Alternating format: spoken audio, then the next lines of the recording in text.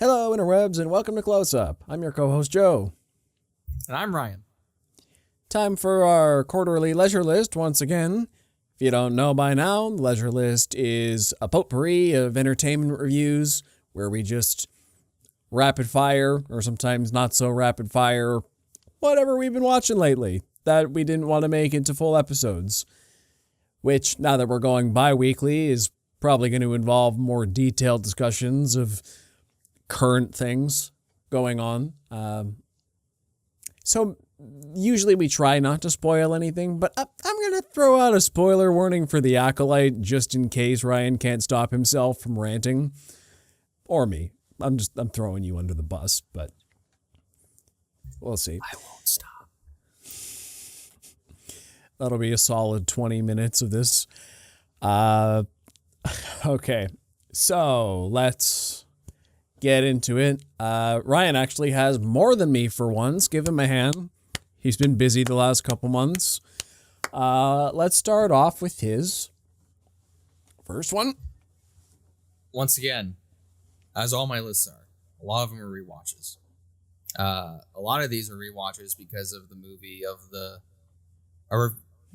that we just reviewed last week or last episode. So go check that out. So I started off my preparation for Deadpool and Wolverine by watching the first two Deadpool movies again. All right. First one, and Joe's gonna chime in anytime here probably. First Deadpool movie, love it. Think it's great. I think it's not only just like a really fun movie, especially for Deadpool and the character, but it's actually a really good story as well. It's a tight script. It's very funny. Some of the jokes still work today. When I was talking with some buddies earlier, one of my favorite jokes is when he wastes 2 bullets and he instantly is like, stupid, but worth it. Like that just, it's so funny. Deadpool is very much my humor in terms of just sarcastic energy. Just won't ever shut up, has to tell the joke. First movie, loved it. Second movie, I think I'm like famously not as high on as other people are. I still think it's fun. Still think it's a lot of fun. I think Cable is great in it. Josh Brolin does a phenomenal job. The X-Force stuff, that was a funny like throwaway joke. Well, not throwaway joke, but a funny lead-up joke with all the marketing. It was X-Force, and then they all get absolutely obliterated. Sort of a weird story, Deadpool 2, but still tons of fun. A lot of great jokes in that as well. Still Ryan Reynolds at the helm. He's having tons of fun. So it got me back into the preparation of what a Deadpool movie was. Glad I rewatched them. Yeah, Deadpool is one of those unexpected gems. I was never, a guy who loved Deadpool back in high school. When that movie came out, I'm like, okay.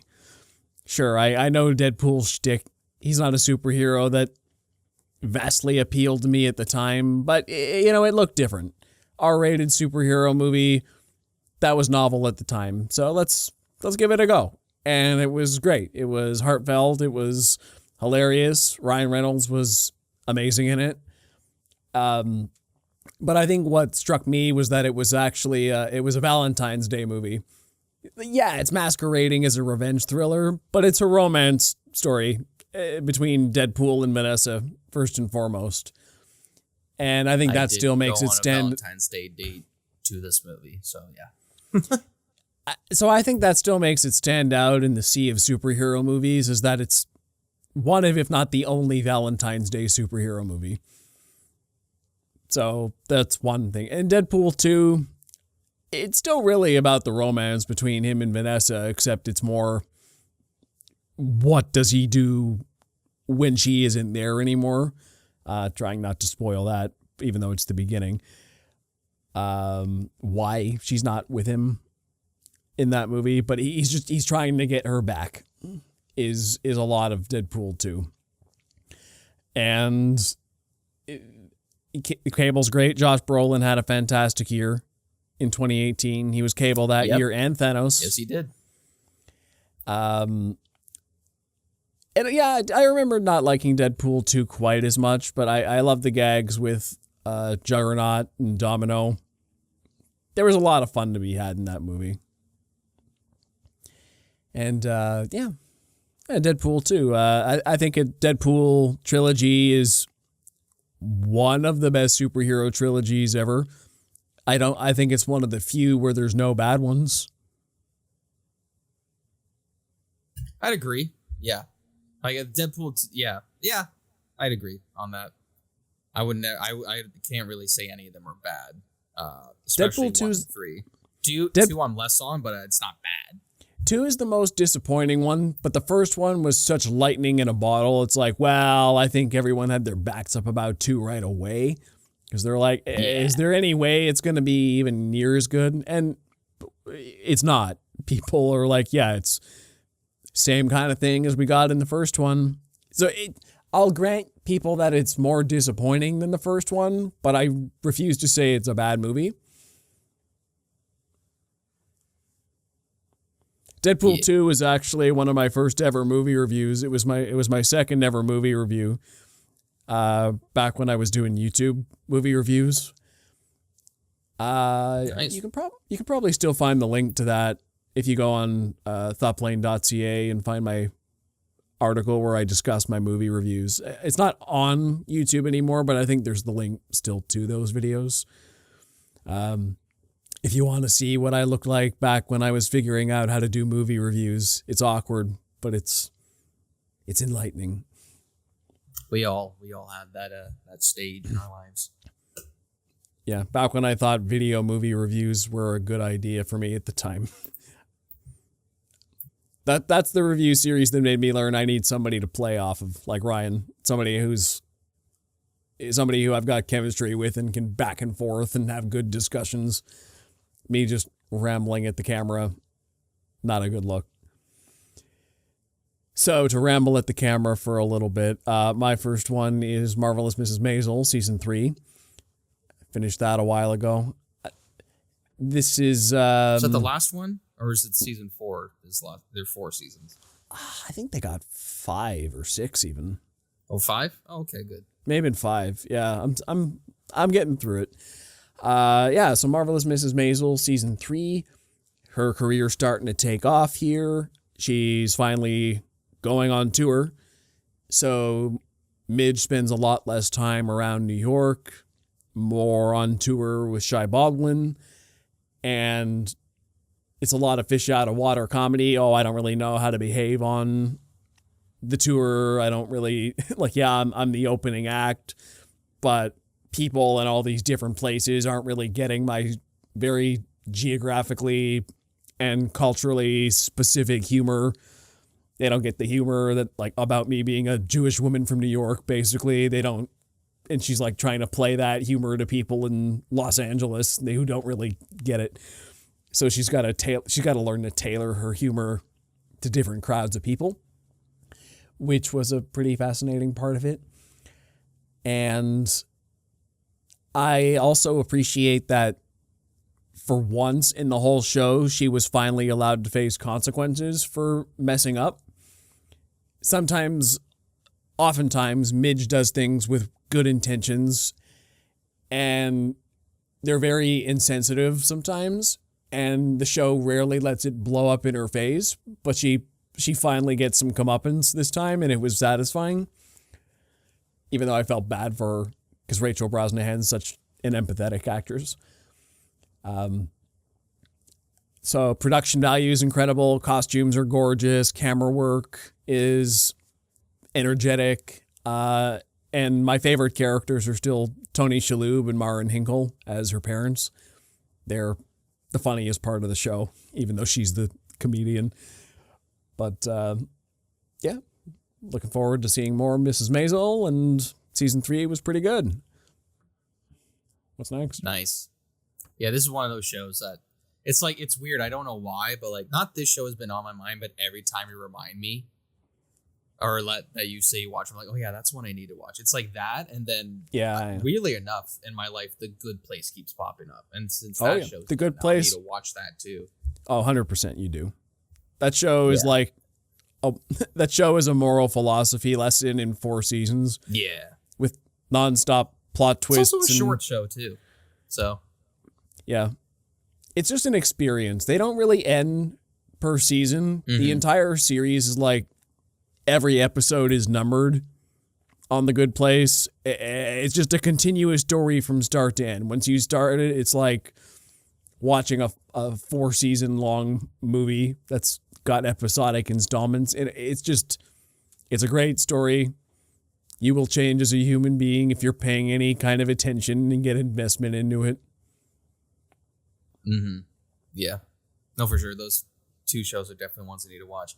I also need to finish like the Yellowstone shows. It's weird. Like, it's not on my list, I'm pretty sure, but I still haven't finished 1883, that show. Not that I don't want to, because it is a good show. It's like a one-off season. But it's just like each episode's like an hour. And like I'm watching other stuff too. I don't even know what the problem is. But maybe it's because I watched Yellowstone like season 1 through 5 back to back. That like I started watching 1883 right after, and then I just kind of got like a little sick of it, like burnt that out on it. But it's still great. Yeah, it's still a great show.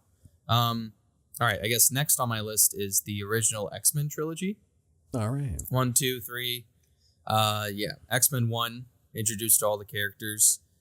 Funny enough, I remember when watching it, being reminded like, oh, we're at this scene already, or at this scene already, which was kind of funny. It was mostly just the, just like,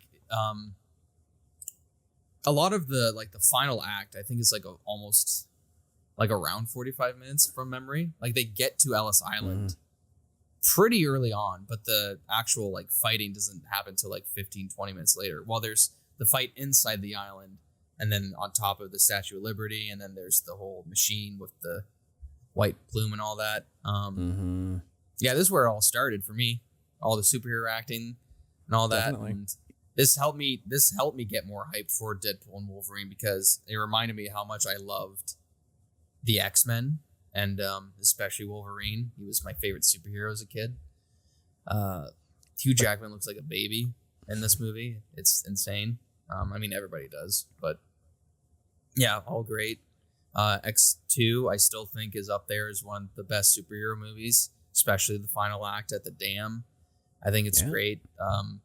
And again, I think I'm a little biased because I love Wolverine so much. Just the Nightcrawler scene, though. The Nightcrawler opening. It's weird how that's like one of the best superhero openings ever, and it's not talked about enough. It was talked about to death when it first came out. At the time, yeah. But it still holds up. The opera score behind it too. The effects hold up well, in my opinion. Not Bob Kane. Sorry, Bob Kane's on my screen right now, but it's not Bob Kane. Who's the bad guy in it? Stryker. Oh, jeez, Stryker. I'm trying to think of the actor's name.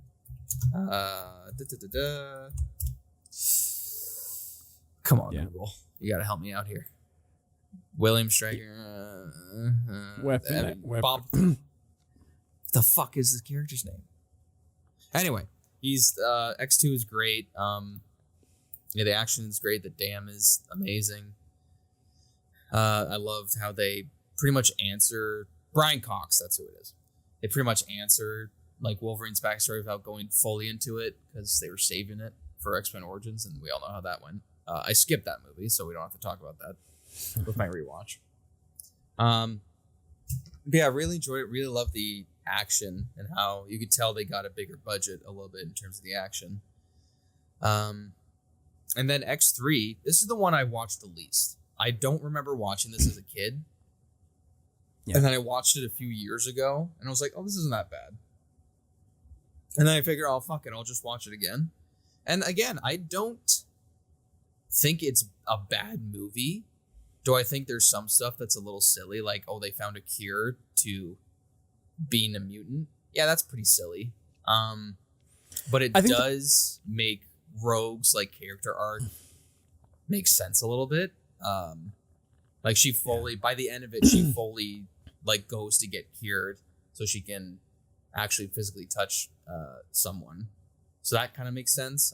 There is some stuff that they kind of throw away, like the angel stuff and how that's a great character, and it's Brian Foster, he's good. But fucking Kelsey Grammer's beast. That's S tier casting. That's perfect. He did such a phenomenal job. That makeup looks so good. That's one of the best makeups I've ever seen. Yeah, the Phoenix stuff is not great.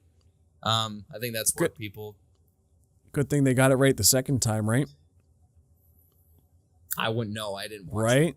Right? No, I watched it. They blew it. They blew it twice. Oh, no. Same writer blew it twice. And yeah, and it sucks.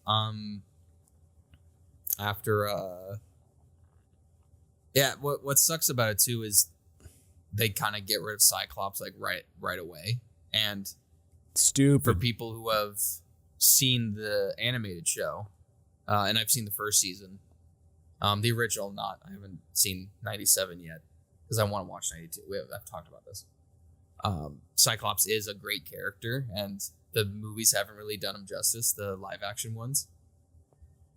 But yeah, overall, I don't hate X3 as much as other people do. There are some silly stuff with it. I think the final battle is kind of fun. I think X3 is in the same. Sucks. X3 is in the same boat as Sam Raimi's Spider-Man 3 and other ones like that. And I'm sure I could come up with a lot of examples from the time, but movies that everyone thought sucked at the time, we've gotten so much worse since then. X3 is not that bad a movie. It was just the worst X-Men movie we'd had at the time. Yeah. The Golden Gate Bridge scene is really good. I like that. People should have re-examined X3 the moment X-Men Origins hit theaters. Yeah. 100%. They're like, oh, why was I that disappointed in X3? Okay, yes, it's the worst in the trilogy. Oh yeah, the stuff with Professor X is bullcrap too. I didn't care for that. Yeah. But he gets vaporized, but then he's back alive. Yeah. At the very one of the first post-credit scenes that I'd ever seen at the time. I'm like, what? A movie has a post-credit scene? This is weird. But that's one of those ones we actually knew about and we had to fast forward on the DVD. What's a DVD, Joe? You didn't stream it? Digital video something. I don't know what DVD is. Device. I don't know offhand. I wonder if that's... Another movie I watched on... I'm Googling what does DVD stand for. Digital versatile disc. Oh, sure. Sure. Okay. Yeah, X-Men, I do need to rewatch those, for sure. I haven't seen them probably since I was a kid, 15 years ago or more. They'll probably be appearing again on another episode of Leisure List whenever I finally get around to rewatching those, but I have fond memories of them. I can't speak to their flaws so much, but I've seen a lot of clips of them over the years, and maybe because Deadpool and Wolverine just came out and I'm feeling nostalgic, but I mostly remember the good parts of that trilogy. The actors were all great, even if they didn't get a lot to do. And it turned Hugh Jackman into an international star.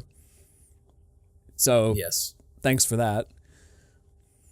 Anyway, my next movie is another one we watched a lot on DVD growing up.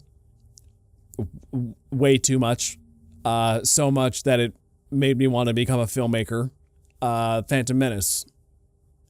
When it re-released in theaters for the 25th anniversary. Yes, we are going back a couple months. It's been a while since we've done a Leisure List, but back in May, I saw The Phantom Menace in theaters, and it's probably my single favorite experience watching the movie in memory. I've seen it a lot of times over the years, but this is one of the most impactful experiences I remember. And I have seen it in theaters before, actually. I did watch it in 2011 when the 3D re-release hit theaters.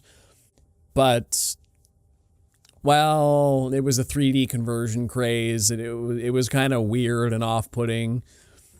And funny enough, that was the first time I started realizing the flaws in the Phantom Menace. I was super excited to see the 3D version, and then I'm like, okay, the movie's maybe not as good as I remember.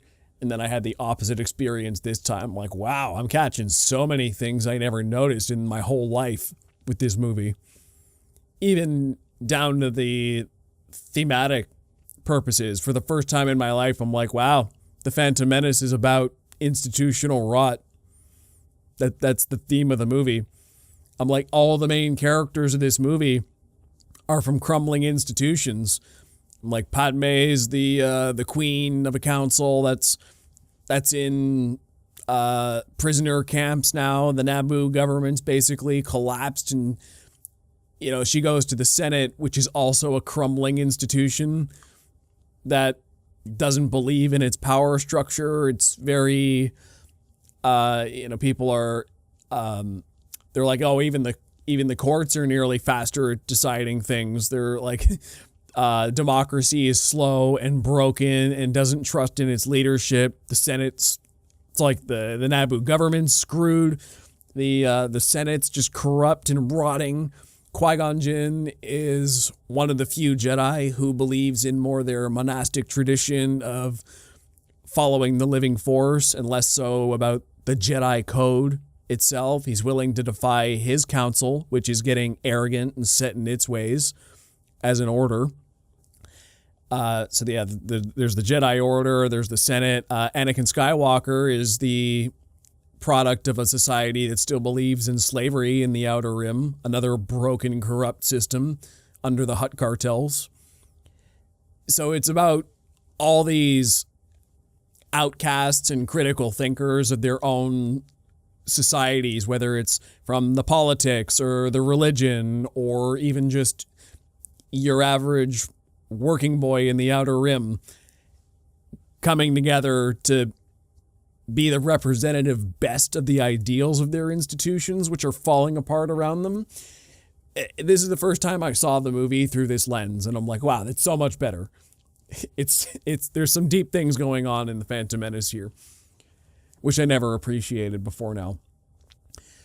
And it also made me appreciate how far ahead of its time the VFX were in this movie. Still largely practical compared to Revenge of the Sith and Attack of the Clones. Some of it's dated, like Jar Jar CGI is dated and whatnot, but a lot of it looks pretty great 25 years later. And I also appreciate that it's got a general sense of whimsy despite the tough subject matter. And it's thought-provoking, even if it's not always exciting. And personally, its themes of institutional rot are more poignant even today than they were 25 years ago. Maybe that's why I'm seeing it now, because now I'm seeing society more blatantly reflecting that than it was when I was growing up. I mean, it was probably there. I mean, George Lucas was commenting on something at the time, but I think it's more in the open enough that your average person is recognizing what society we live in now.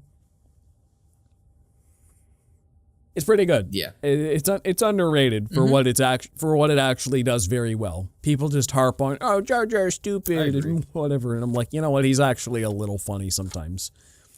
He was the one comic relief in the movie. It's not it's not like Marvel where every character's the comic relief. Funny. Yeah, Jar Jar's the one comic relief, and maybe you like his jokes and maybe you don't, but he's the one. They kept it focused in one area. Yeah. And Duel of the Fates. Duel of the Fates. Take that. Yeah. That's the sequence that made me want to be a filmmaker. Nice. I haven't rewatched any of Star Wars for the longest time, and I'll probably do that soon. I guess next on my rewatch list is because I thought they'd be used a bit more, but they weren't. It was fine. Is the couple of the First Class movies? Is watch the first X-Men First Class, and then Days of Future Past. So First Class, probably really my nice. Two favorite. Yeah, First Class is really good origin story for everybody. I think it being set during the Cuba Missile Crisis is a brilliant idea. I don't know why I'm like really obsessed with that time in history. Like, I don't know much. Don't ask me about facts. It's just that part of history is really interesting to me, how like the world was that close into like to actual nuclear war if this one boat crossed the line. And it's kind of in real life, the guy was given the order, or the guy was waiting for the orders to not do it, but the orders weren't coming through, so the guy told him to turn the key, and then one dude was like, I'm not doing it because orders are probably coming through and you're just not telling me, and then they just came through. That happened in real life. That shit's fucking crazy. The world was saved by one dude who was like, nah, I'm not gonna do it. But yeah, X-Men First Class, loved it. James McAvoy, Michael Fassbender. I don't know how you could have gotten more perfect younger versions of Charles Xavier and Magneto. But And it seemed like a risk at the time. yeah, their performances are outstanding. I think especially Michael Fassbender. Each solo scene he's in is great. I especially love the Argentina bar scene. I think that's got great tension. Kevin Bacon, a surprise villain. I think he does an excellent job. Yeah, just an overall great movie. A lot of not unknowns, but like people starting to get their flowers a little bit. I mean, there's Jennifer Lawrence, there's Nicholas Hoult, who are kind of big names now. Trying to think of the other ones that are in there. Zoe Kravitz as well, who's in it for a little bit. You know, the Emma Frost character, yeah, they've never gotten Emma Frost right before, so that's fine. January Jones. Yeah, I think so, yes. But yeah, the chemistry through the roof is great. The Cuba finale, I think, is phenomenal. But yeah, just, it's a great origin story for both the characters, and I think it's one of the best superhero movies out there. Days of Future Past is also fantastic. Melding the two, this is the first like multiverse thing that we saw for superheroes. I think it's great. I think the standout is Hugh Jackman's performance with James McAvoy. I think he does a phenomenal job too in this one, being a broken version of Charles, and then that transport to the future where it's old Charles and young Charles talking to each other about the importance of hope. I think that made me tear up a little bit because I don't know. It was in high school when the movie came out, so I didn't fully understand it. Or didn't fully grasp it for me, but just watching it at home and just seeing the two performances, like, here's this Shakespearean actor in Patrick Stewart, and then here's James McAvoy, who was relatively new at the time, but they're both just fantastic, and you believe that they're the same character. And I think the story structure in Days of Future Past is fantastic. I think everybody gives it their all. Peter Dinklage is great as Trask. He's coming off the hot tails of Game of Thrones. But yeah, just one of my favorite movies, especially X-Men movies. And then I stopped the X-Men watching there because I didn't want to be disappointed. I was done. I didn't want to go into Apocalypse. I didn't want to do Dark Phoenix. In terms of X-Men team-up movies, First Class and Days of Future Past is where the franchise peaked. They're so good. That was as good as it got for the team-up movies. Yeah, I mean, afterwards we had like Deadpool and Logan. Then we started to get it. Then the franchise pivoted into these standalone R-rated things, and then they became more known for pushing boundaries that way. They're like, okay, well, Days of Future Past is out 2 years after the Avengers. The team-up thing is sort of taken by Marvel. So what else can we do? R-rated movies for adults. Marvel isn't doing that, so fine. Fox can be our alley. And DC is like, they're doing dark stuff, but they're not going full rated R, so there's a niche for us to fill now, which was a smart move at the time. It didn't last. But Fox's problem was they kept going with Apocalypse and Dark Phoenix, and they sort of tainted their own brand. But Days of Future Past, the one I point to in particular is the Quicksilver scene, which is still an all-time great. Yes. Phenomenal. Oh, yeah, so good. I forgot about Quicksilver for a second, but this was months ago when I rewatched this movie. So yeah. So my next one is Hitch, which might seem a little bit random. Ooh. But the only reason I was ever interested in Hitch, going back to DVDs again, was because of Spider-Man 2.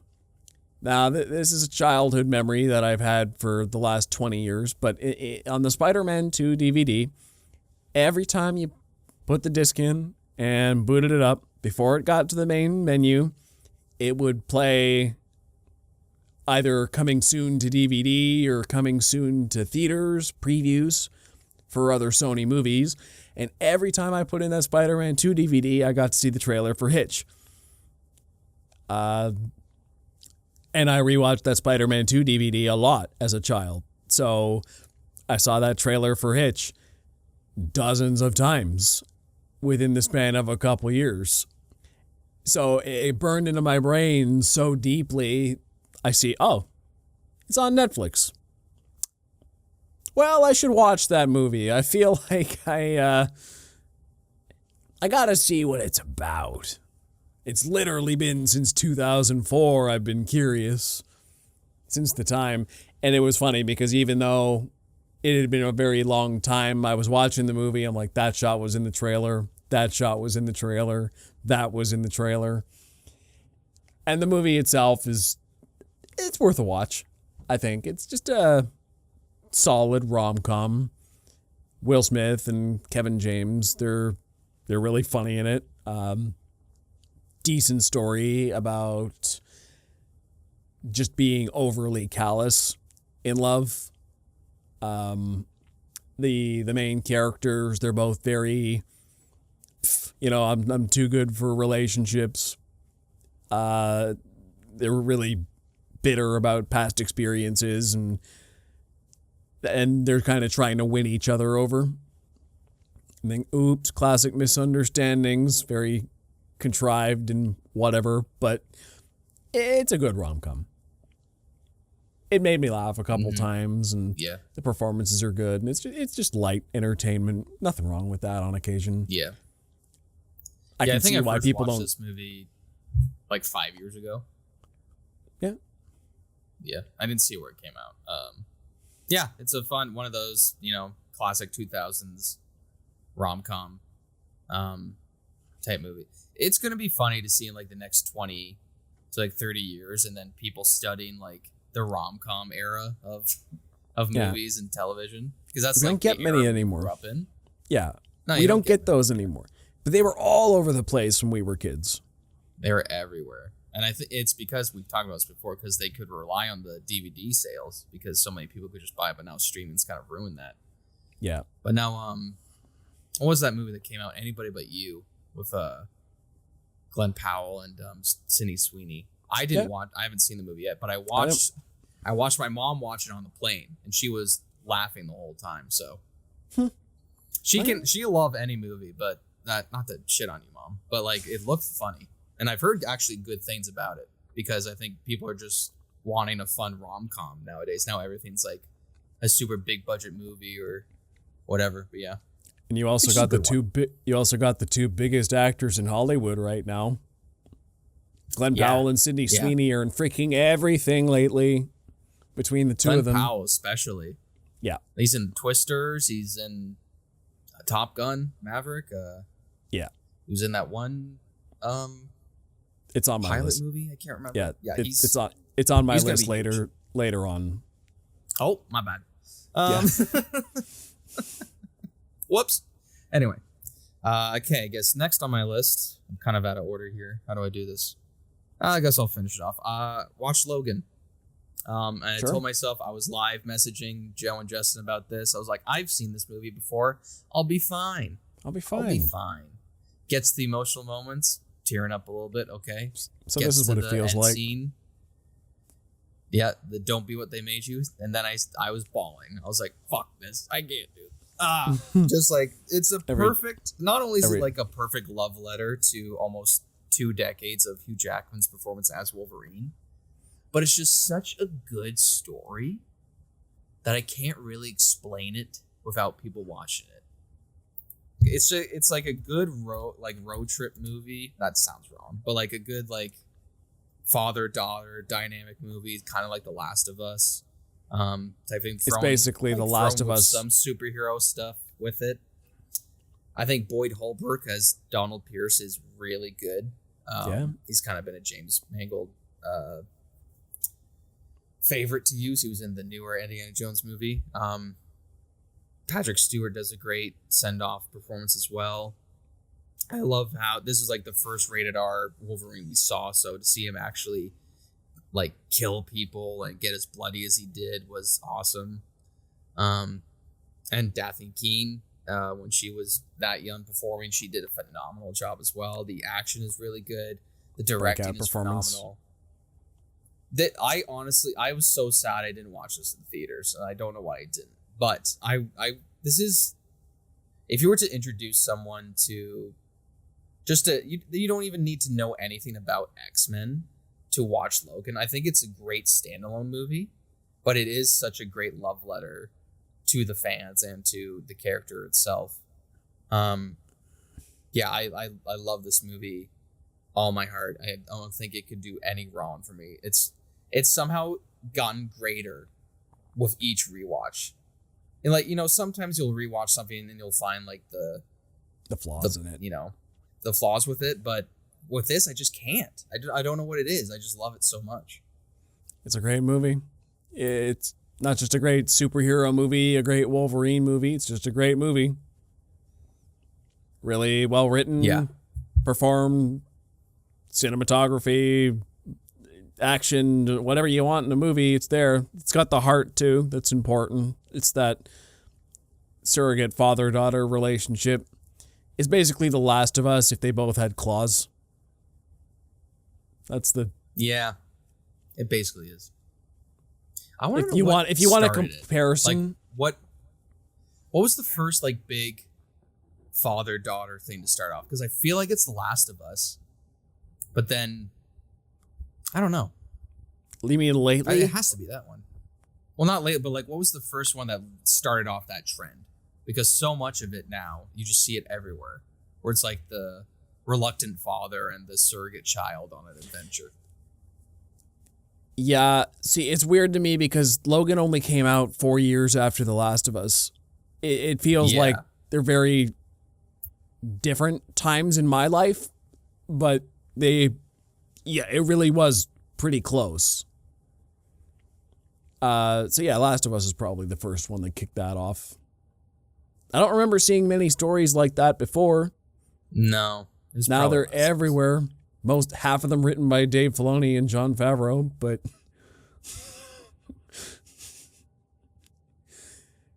there's a lot of... Supposed to be a positive episode, Joe. I wasn't speaking ill of it. I'm just stating a fact. Yeah, anyway. All right. My next one is I finally finished the DLCs for Assassin's Creed Origins. It took me forever to get through those. So the Hidden Ones and Curse of the Pharaohs. And, they're fun, for sure. I had some problems with the Hidden Ones traversing the environment because they're all, I believe it's the Sinai region in Sinai in the Hidden Ones, and it's all these rocky environments with paths that cut through them, but it's either, okay, so I gotta waste a lot of time climbing over the mountains or waste a lot of time going around the mountains. I'm like, okay, you're trying to replicate the environment and it's gorgeous. It's great to look at, but half this DLC I feel like is just not getting through the environment very fast. There's not many wide open spaces I can just run from point A to B. I'm either going around or climbing very slowly up and around, which was annoying. But anyway, for story purposes, it eased my bitterness from the main game's ending by giving Bayek a better status quo. It felt more earned, complete. And I also like the moral complexities with the hidden ones, where this is where the assassins learn why they need to stay their blade from innocence and stay in the shadows, and they can't just be an open organization. The hidden ones is what happens when the assassins were a little more open with what they were doing. Curse of the Pharaohs is just really cool. Big environments. In the, where was it? Thebes. It was really well designed. It was a huge DLC. It was like 16 hours long. It's pretty crazy. A lot of cool deep dives in new Egyptian lore with, you actually get to fight the ghosts of different pharaohs. You get more into the lore of the Pieces of Eden. You actually get to visit multiple different types of Egyptian afterlife. Really cool stuff in this DLC. My only problem was, by this point, I was basically sick of the game. I'd been playing for way too long. My motivation just was, I just want to get this done. I'm not fully immersed and loving this world anymore. It's really cool, but I just need to finish at this point. But I like that it was doing something weird and more spiritual with the Assassin's Creed franchise. Like, oh wow, we're actually getting into afterlives and stuff, and this is like, oh, he's actually doing this. This isn't some animus crap or just weirdness. Yeah, it was cool what they were doing. And that's that. Nice. Yeah. Haven't played Origins in like forever. And Origins is definitely great. didn't get around to the DLC. Yeah. Next on my list, just randomly, Tron Legacy. Sure. I still think this movie's good. All right. I know people don't like it. I know it got too dark and serious. However, the production design of it, I still think is phenomenal. I still think everything looks great. All the suits are basically real. I think Jeff Bridges actually does a fantastic performance. Personally, as Kevin Flynn, not as Clue, but as Kevin Flynn. Tron Legacy, in my estimation, is the movie that kicked off the delayed Legacy sequel trend. Yeah. It was the first one to really do that. And then we've gotten a ton since. I mean, hell, it's even doing that again. I heard they're making a third Tron now. They are. This is, one of those movies that are in Garrett Hedlund's filmography, which, he's one of those actors that Hollywood tried to push for, but kept putting him in really shitty roles, and he was going to be a front man for a bit. But I still think he does great in it. I think the relationship between Sam Flynn and Kevin Flynn is actually well done. The world building is expanded on. I guess the one thing that people are pissed about, and I haven't seen the original Tron, is just, the visual effects. It's mostly digital, not practical.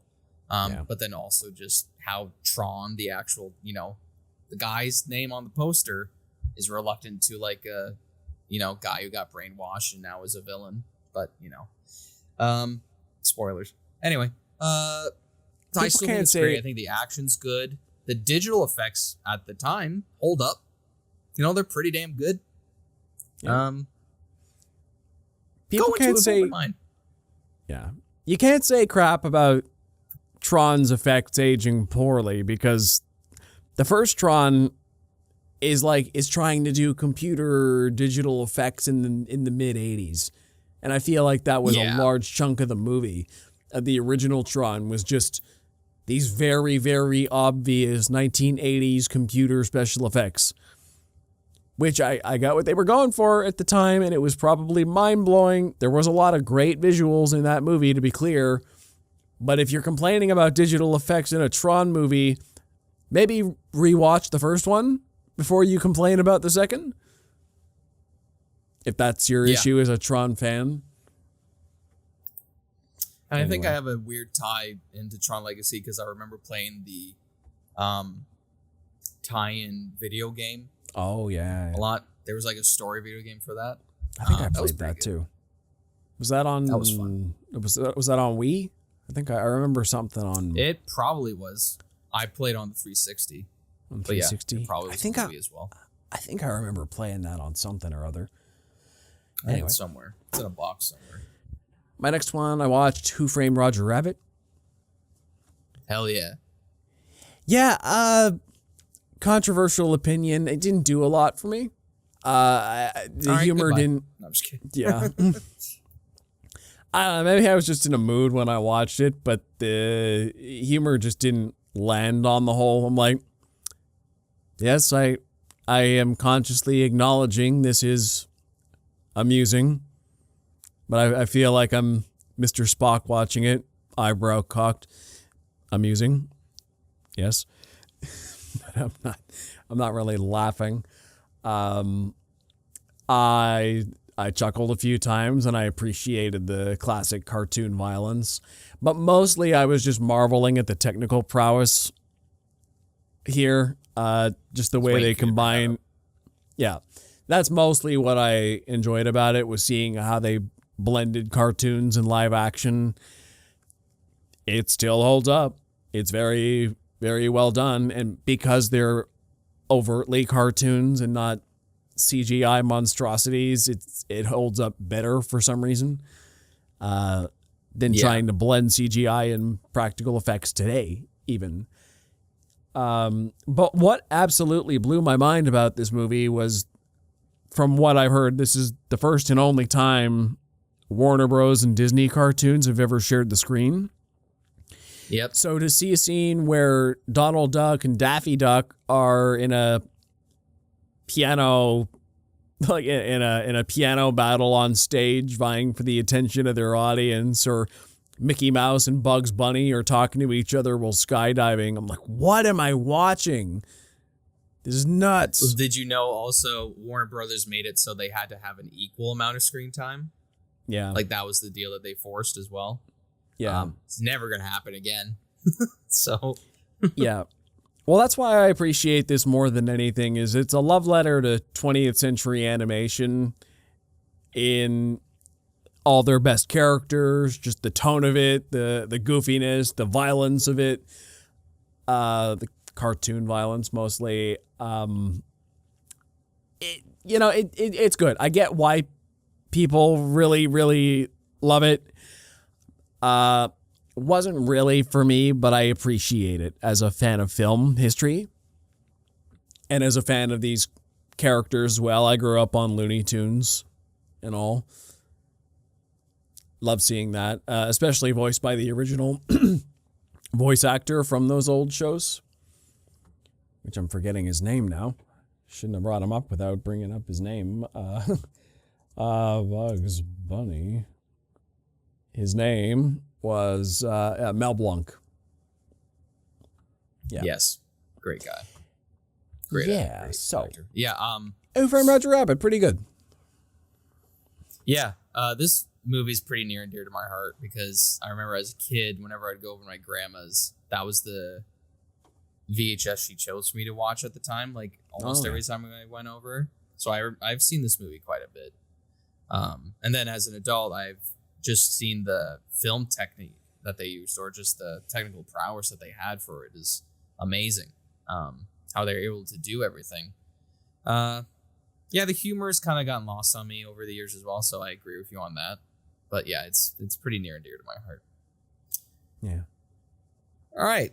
Next on my quarter of what episodes of Batman the Animated Series did Ryan watch? I've watched from, I think the last time we talked about was A Bullet for Bullock. And then I kind of the episodes I have watched were Trial. It's a famous one where Batman's on trial in Arkham Asylum for putting all the crooks away. Very good episode. Ensemble cast. Everybody's great. He's basically being defended by the district attorney who wants to put him away. So that's fun. Can't remember how it ends, but it ends pretty fun. Batman ends up incarcerated. Yeah. The end of the show. Next one was Avatar, where Batman takes on the Blue Monkeys. No. He's going to Ra's al Ghul is trying to find this mummy for some reason to get her powers. I can't fully remember this one. This one was kind of weird. That one was okay. Next one, House and Garden. This one was pretty good. Was Poison Ivy. Seems like she's retired, has a family now, but turns out she's just mind controlled the husband and is growing children out of plants that die off like 2 days later. Kind of a horrific episode. I think any Poison Ivy episode is pretty good. This next one was weird. It was like the Terrible Trio. It's a bunch of like 3 no-name crooks. Not really that great. This was a very strange episode. Next one was Harley Quinnade. This one was fun. This one was Batman is trying to find a bomb that Joker would put down, put somewhere in Gotham. So he recruits Harley Quinn from Arkham Asylum to help find it. A lot of fun seeing these two team up. And a lot of fun Harley Quinn antics and Joker antics as well. Excuse me. Time Out of the Joint is the next one. This is the Clock King's back. I don't like this villain. I think he's fine. Kind of some weird like mystical time travel stuff here, and this one's a bit silly. I think it's still a good episode. Like no episode of Batman animated series is bad, but this villain is just a weird one for me. I don't know why. And then last one I watched was the Catwalk. This one was Catwoman is framed for a robbery that she didn't commit, and Batman has to solve, and she kind of teams up with Scarface. So that one was fun. Yeah, and then I stopped after a bit. But yeah, we'll see a few more on the next update. Yeah, I think my favorite, obviously, out of all these was Trial. Trial, and then probably the Harley Quinnade episode. Those were good. Cool. So I read this book, Marie Arnaud Spy. I don't know if you can see it on the... this book was written... written by Fielding Hope, which I think was a pseudonym for something. But anyway, it was written in the 20s or 30s, I believe. It's post-war, pre-war times. And basically what it's about is this guy who finds out that he's like this wealthy boy. He's kind of a playboy. He's kind of known as an idiot. But he finds out his uncle's British Secret Service. And he's like, okay, everyone underestimates you because they think you're just this playboy idiot. But all my best agents are being foiled by this woman named Miss Mystery.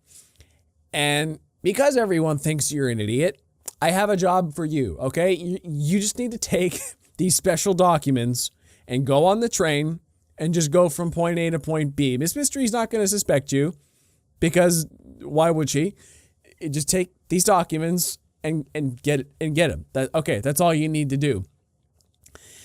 But then him trying to be extra clever, he messes it up. He switches the documents with something else, and he actually does run into Miss Mystery, and Miss Mystery steals the documents. And then he goes and talks to his uncle again, and he's like, yeah, she got the documents, but I was smart because I knew she was going to steal from me, so I switched them out. She got fake documents. And the uncle's like, you idiot. I specifically hired you because you're stupid, and I knew she was going to steal them from you. You switching them out ruined the plan. And he's like, oh, okay, so you hired me because you think I'm an idiot. I got it. And the rest of the book is him just trying to prove he could be a good spy after all. What I liked about it is it's basically just... He basically represents anybody in the audience who's trying to be a spy. I'd say he's of average intelligence, maybe a little above average, but he's an everyman who's trying to be James Bond against international espionage agents. and sometimes he fails miserably, but then he actually starts kind of getting a feel for the spy game, and everyone underestimates him, but he's actually halfway decent at it. Only problem with the book is it kind of lost momentum. I really like the writing style in it, but he started getting into this romance with Miss Mystery, which was interesting at first, but then it just started taking over the plot and becoming very repetitive. Every interaction they had ended up sounding the same after a while. But going back to the writing style, it was efficient and descriptive without getting bogged down in useless imagery stuff. Like it was well told, just a little repetitive. Fun paperback novel. Nice. Yeah, I don't know if I've actually ever heard of that book, but I don't. Read It's that not. much, so.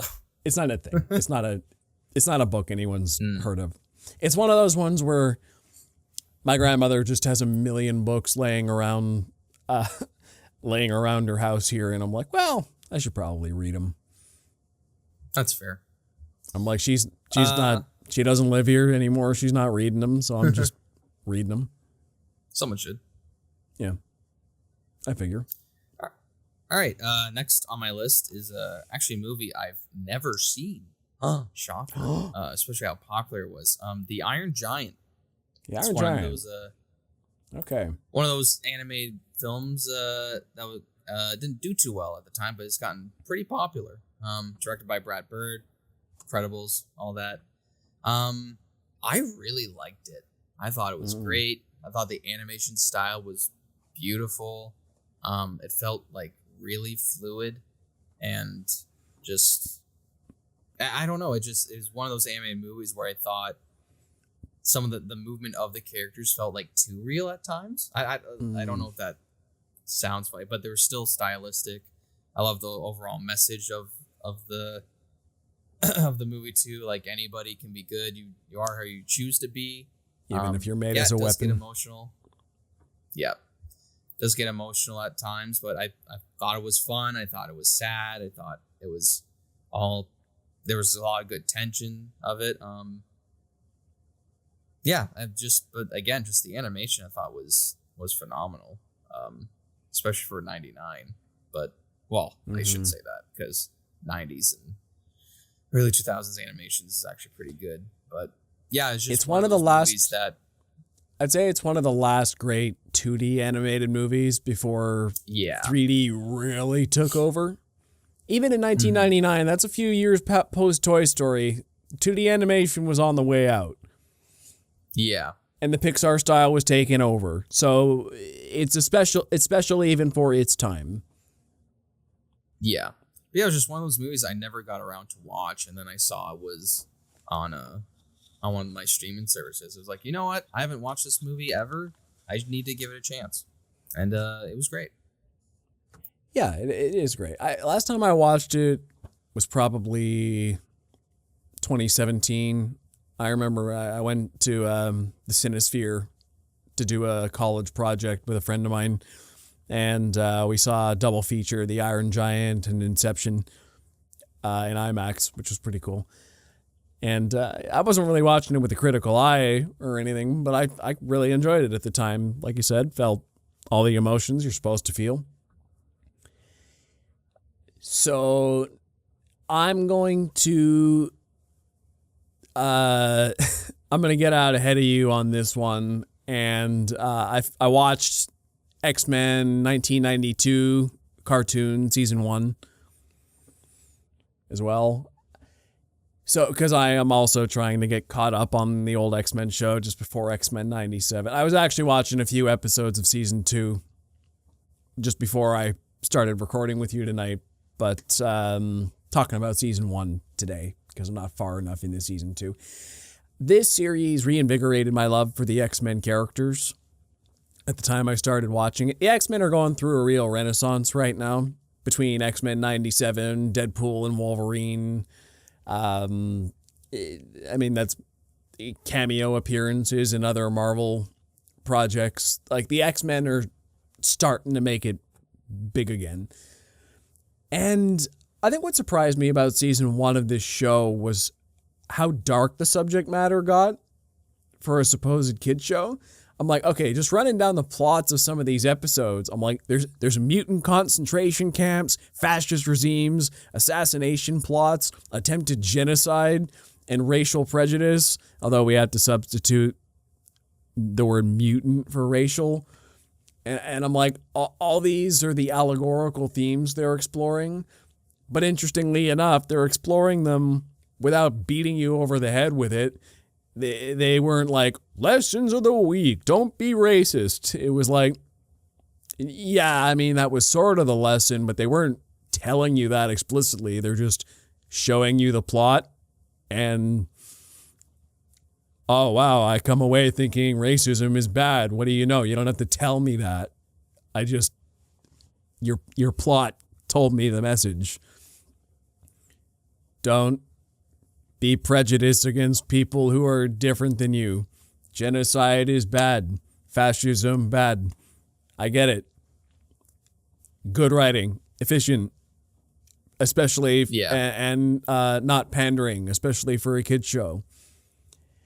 For such a big cast of characters, I think most of them were pretty well realized. I think Professor X, Gambit, and Jubilee were the least well developed. Probably Jean too, but pretty much everybody else got a moment to shine. I know, like, Beast was barely in the show in season 1, but I feel like every time he was on, he stole the show. He's just very charismatic and so different from everybody else. Wolverine's obviously a big standout, so is Cyclops. They're all just really good, and there's consequences for stuff. Sometimes characters died or got really hurt, or just like dark things happen on this show, which was pretty surprising. And I'd always heard the animation was a little bit spotty on this show, but I never really noticed it too bad. I'm like, yeah, it's a network TV cartoon from the early 90s. It's not as polished as we're used to today. This isn't Invincible, but for its time, I mean, even Batman the Animated Series was better than this, but it's not bad by any means. It's just a Saturday morning cartoon. Really, it's the story and the voice acting that carry it. The writing and the characters are very well handled. This is a solid adaptation of X-Men, probably the best adaptation of X-Men I've seen outside the comics so far. Yeah.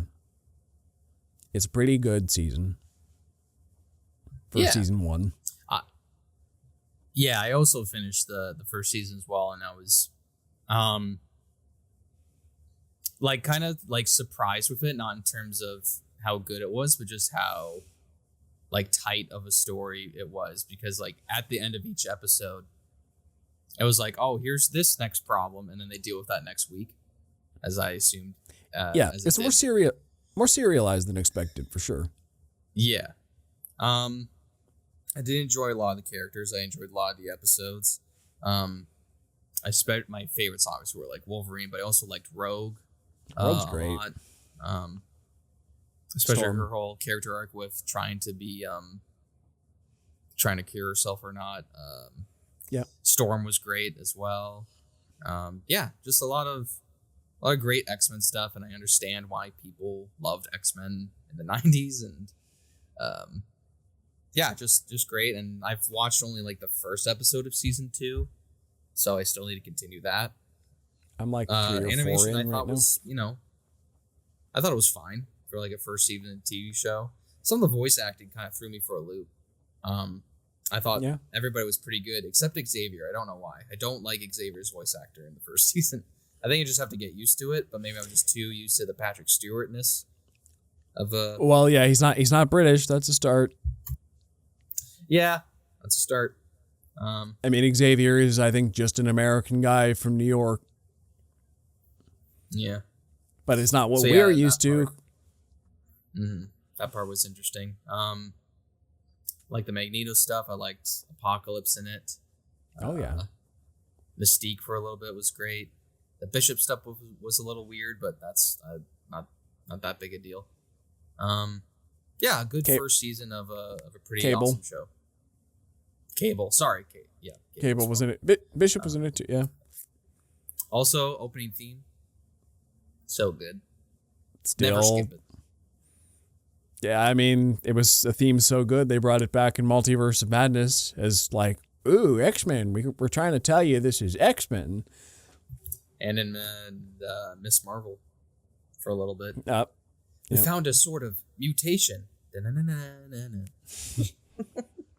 Stop pandering. It's the X-Men theme at this point. Yeah. Well, I've finally finished Star Trek Discovery with its 5th season. I was there when it ended. Well, it's over. That's something. This is a show that was just disappointing to me every year, but I watched it every single year. It was an abusive relationship. I always kept hoping it would get better. And then every season showed signs of improvement. Wow, it's getting better. Okay. Here we go. Back to Discovery's old tricks. But yeah, okay, it did get marginally better every year.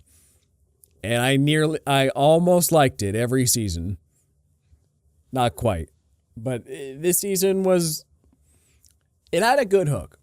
Because basically the hook for all of Discovery Season 5 is there was one-off episode of The Next Generation 30-something years ago that basically did this massive lore drop for the Star Trek universe, dropped the mic, and then never followed it up. And people have been asking for 30 years, like, well, what? Well, are we just never going to bring that up again? That's a pretty big deal. And then this season, Discovery was like, okay, we heard you. We're going to make that follow up the entire season. Oh, cool. Okay. And the payoff was decent, actually. It was a really good episode of Next Generation originally, and it was an okay season. The only problem is they had to focus on these really just not good villains. They're just, I mean, they're kind of interesting on paper, but they're not that interesting to watch. They're just so easily defeated. They just kind of suck. Let's see they focus too much on emotional baggage on this show. They don't play well enough as a team for a Star Trek show, I think. But what I did like about this season, with all those criticisms, it's the same show as ever. Just Michael Burnham, I like her. Sonequa Martin Green plays her very, very well. She's probably one of the best actors on the show, but the character is just frustrating just because of how stubborn she is. And like Star Trek very rarely has a lead that does everything. Usually they have to rely a little more on the supporting cast to get stuff done. But Michael Burnham's just hyper competent, and it's just annoying because like one character shouldn't be the best at everything. But what I like about this season was the new Commander Rayner, played by Callum Keith Rennie. And he kind of comes onto the ship and he starts stirring trouble up. He basically, funny enough, it took 5 seasons, but he's basically the voice of the audience, who all the criticisms they've been throwing to Star Trek Discovery compared to other Star Treks. He's like, why is this ship so emotional all the time? And like everyone just wants to talk about their problems and like we're a crap team. Like what is going on here? So he's like the outsider coming in who voices basically all the audience criticisms of the show, which is pretty funny. And he does get some interesting counterpoints sometimes, but he was the coolest character. He was written pretty well. And you know what? It was a good conclusion to the show. If you turn off your brain, it's a good season of TV. It's entertaining enough. It's not my preferred Star Trek, but it ended okay if you made it through all 5 seasons. You just look very disappointed. Look, it's probably my least favorite Star Trek show still, and I've seen them all from 1966 to present. This one was the most frustrating, hands down. But I'm not sad it exists. There were definitely a lot of good episodes in its run. Even some really good episodes this season. It's just generally a disappointing show that I managed to make it through. It's one of those shows where it's like, okay, well, go through a best of, and like if you find some really good, like highly rated standalone episodes, watch those. Those ones were good. But the problem is they always drag their plot the entire season. Like, oh man, we're doing the Netflix thing and stretching one thin plot out over 10 episodes. Great. I feel like it's repetitive by episode 3. Yeah, it sucks when that happens. There's a show that'll come up on this list. I was surprised they weren't doing the regular 10 episodes that they usually do. Like next week is their last one. But then I was like, oh, that's a little disappointing. But also, I was just kind of like, well, if, the story doesn't need to get dragged out. But anyway, next on my list is the Lord of the Rings. But not the one you're thinking. Rings of Power. I'm talking about the 1978 animated feature. Okay. The Ralph Bakshi animated feature. Okay. I want you to set yourself in 1978. You're going to go see Lord of the Rings. An animated movie. And it is 2 hours and 12 minutes long. It's long for an animated. 1978. It's pretty damn long. I can see so much of where Peter Jackson got the inspiration for his trilogy. Like, there's so much that when you're watching this movie, there's a lot of comparisons you can make. It's almost like he used this movie as like kind of just like framework, just like what do you call it? Like a shot list, basically. Mm-hmm. A lot of inspiration from it. There's a lot of story beats that are the same. What's funny about this movie, the history of it, Ralph Bakshi, he just called it The Lord of the Rings. So people thought it was the entirety of the 3 books, but it was just part 1 of 2, and it covered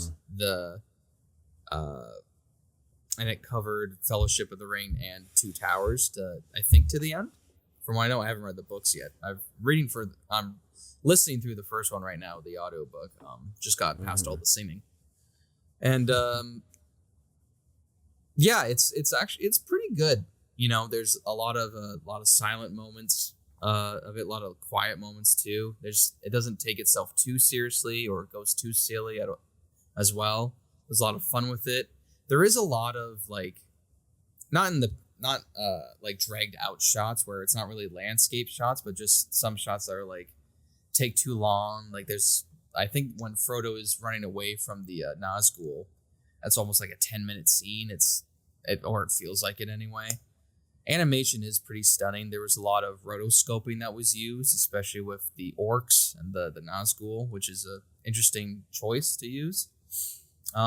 Which back then it was kind of a faux pas for animators, because you're just basically cheating, just tracing over people. But it's still, it's a lot of work. Battle at Helm's Deep is done pretty well. You can tell there's a lot of budget restraints though with the action, especially later on. A lot of the cast is actually pretty good. I think Aragorn is great, who's played by John Hurt. I think Frodo is done a lot better than in the Peter Jackson one. He's more of a hero in this. I think it's a pretty cool version of the Lord of the Rings, and I think everybody should check it out. Especially ever get a sequel? It's like an animation style. His version didn't, but there's a different animated Lord of the Rings that got all the way to Return of the King. But there was an animation, The Return of the King, but it's not Ralph Baksh's version. It's a different creator. It's Jules Bass and Arthur Rankin Jr. So I don't think it's the same team. But yeah, it's I think it's worth a watch. Sure. Just another version of it. So, yeah. Nice. Yeah, Jules Bass and Arthur Rankin Jr., they did the animation version of The Hobbit. So, and then that was before the Ralph Bakshi version of Lord of the Rings, and then The Return of the King was after that. So that's the timeline for those movies. All right. So next up for me is LA Confidential, which I didn't really have any expectations going into this one. It was just another movie that was leaving Netflix soon, and I'm like, well, I've heard good things. Let's give it a shot. Holy crap, this movie was good. It's one of those ones where I'm like, how have I never seen this? I'm like, everything about this movie is awesome. I'm like, it's got great acting. The script is like actually really tight. It's got fluid camera work and editing. It's got action, romance, mystery, intrigue, good twists, shocks. I'm like, and this was made in 1997. Like, you could play it today. I'm like, this is a nearly perfect movie. How have I gone this long without seeing LA Confidential? Not to overhype it, but it's just like, it's not like gonna blow your mind or anything, but it's one of those things where it's just so excessively competent at everything it does. It's crazy. Like that's the best way I can describe it. It's not like, wow, you're doing everything like the best I've ever seen it. But like every element of film is above average, which somehow makes it exceptional. That's the best way I can put. Like they just like they're not reinventing the wheel here, but it's just good. And in a way I don't usually see. Where even movies where like, well, we talked about Deadpool and Wolverine last week. It's one of those ones where I'm like, oh yeah, they do a lot right. And it's so entertaining I can turn my brain off for the rest. Or there's other movies where I'm like, oh yeah, they do a lot that's good. But it also falls down in a lot of other areas. Like, okay, the acting and the script are good, but the filmmaking sucks. Or the filmmaking's good, but the story sucks. And I'm like, no, LA Confidential's got basically the perfect balance of everything at the right amount of filmmaking ability on and behind the camera. It's just really Nice. good. Yeah, this one I haven't seen yet. Yeah. Been around the block with it. Must see. All right, I guess next on my list is The Godfather. Sure. Another rewatch, but I don't care. Yeah, classic movie. Still fantastic. Al Pacino, Marlon Brando, Francis Ford Coppola. You've heard it all. I guess it was funny because I was going to watch this movie and then I was going to watch The Offer, which is the mini-series or limited series about the making of The Godfather and how incredibly difficult it was to get that made. And I wanted the context before. But yeah, just it's one of those movies that, pretty much changed Hollywood and how films were made and how plots were structured, how things were shot. Yeah, just one of those classic all-American mafia movies that, put the villain in the limelight and made you sympathize towards him. I still think that diner scene is one of the best in film history, obviously. I mean, it's been studied to death. Overall, fantastic movie. It's a little long. Don't watch it at movie. Yeah, I don't know what I could say about The Godfather that hasn't already been said, so I'm not gonna today anyway. It's everything you've heard. It's just great. Yep. So I read another book, Napoleon, the Visionary Conqueror by Eric Ledru. It was very informative it's basically just a all right, here's Napoleon's story, A to B. And it was pretty cool because despite the thrashing it's gotten since it came out, a lot of the things they were talking about in this book, I was running the Ridley Scott Napoleon movie through my head. I'm like, yeah, they did that scene. I have a visual in my mind for what that part of his life looked like now. So it was pretty cool. Sometimes I could play it through like that and remember the good parts of that movie. It's a lot of descriptions of just stuff that he I'm losing my train of thought. One thing I wish there was more of in this book was more musings about his legacy, about the political changes or societal changes that all his conquerings created. There's a lot about how these things happen, but not a lot about why it was important to European society in general. The way he actively changed laws, like the Napoleon Code of Laws, still the Napoleonic Code is still pretty much being used in France today.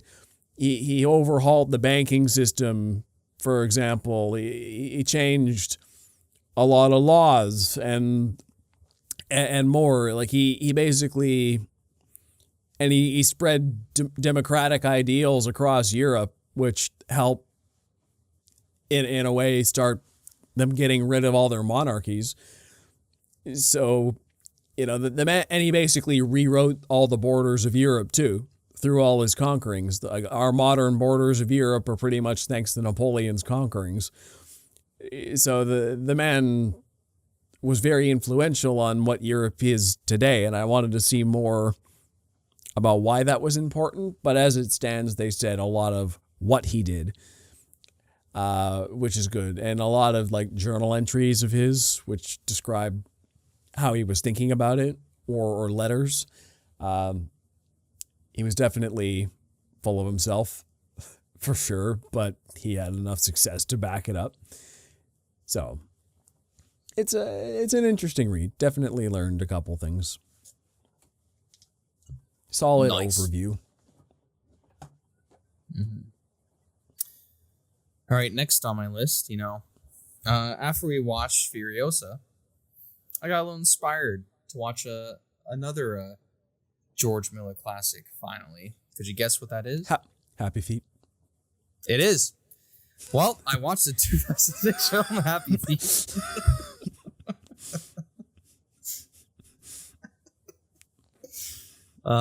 It's a movie I saw in theaters as a kid, and the animation style is like too realistic. It's really into the CG territory. It's a jukebox musical of penguins. The fuck is that? It's very strange, but it's a lot of fun. It's a fun movie.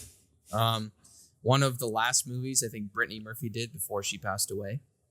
I might have my facts wrong there, but yeah, overall great fun time watching penguins sing a bunch of just regular rock and pop songs. So the fact that they got George Miller to direct it is pretty strange. But yeah, I had fun with it. I watched this movie when it came out. I don't remember a thing about it at this point. Hugh Jackman puts on his best Elvis impression. He plays the father penguin, and he's just channeling Elvis the whole time. Fascinating. All right.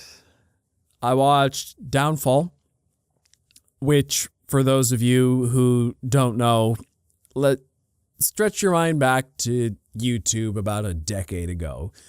And if you recall, YouTube was a smaller place. The trends happening there, more people remember en masse. So if you all remember, there was a trend where people would have all these different kinds of videos of telling Adolf Hitler bad news. And everybody knows that scene thanks to that trend. So I'm like, you know what? I'm going to watch that movie. I know the scene is from that movie, but let's actually see what was going on here. It's a great movie. It's fascinating, really. The lead performance by Bruno Ganz as Adolf Hitler is spectacular. Not that I've seen a whole lot of clips of Hitler or anything, but he's very much how I envision Hitler or have seen him. He's got all the mannerisms down, really. I didn't realize this entire movie was set in the bunker. That's what Downfall is. The entire movie is set in the last couple weeks as the Russians are around the gates of Berlin, and the Third Reich is days away from falling, and it's Hitler in the bunker with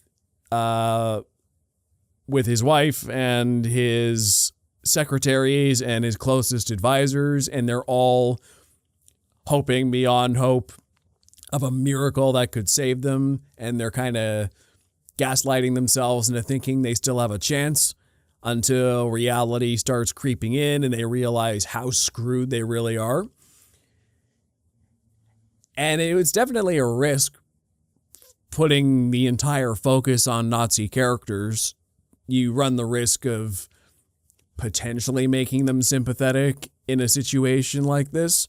And I think the movie found a really good balance of they're still evil dictator fascist guys who you don't sympathize. You're like, well, they're going to get what's coming to them. And okay, that's all right.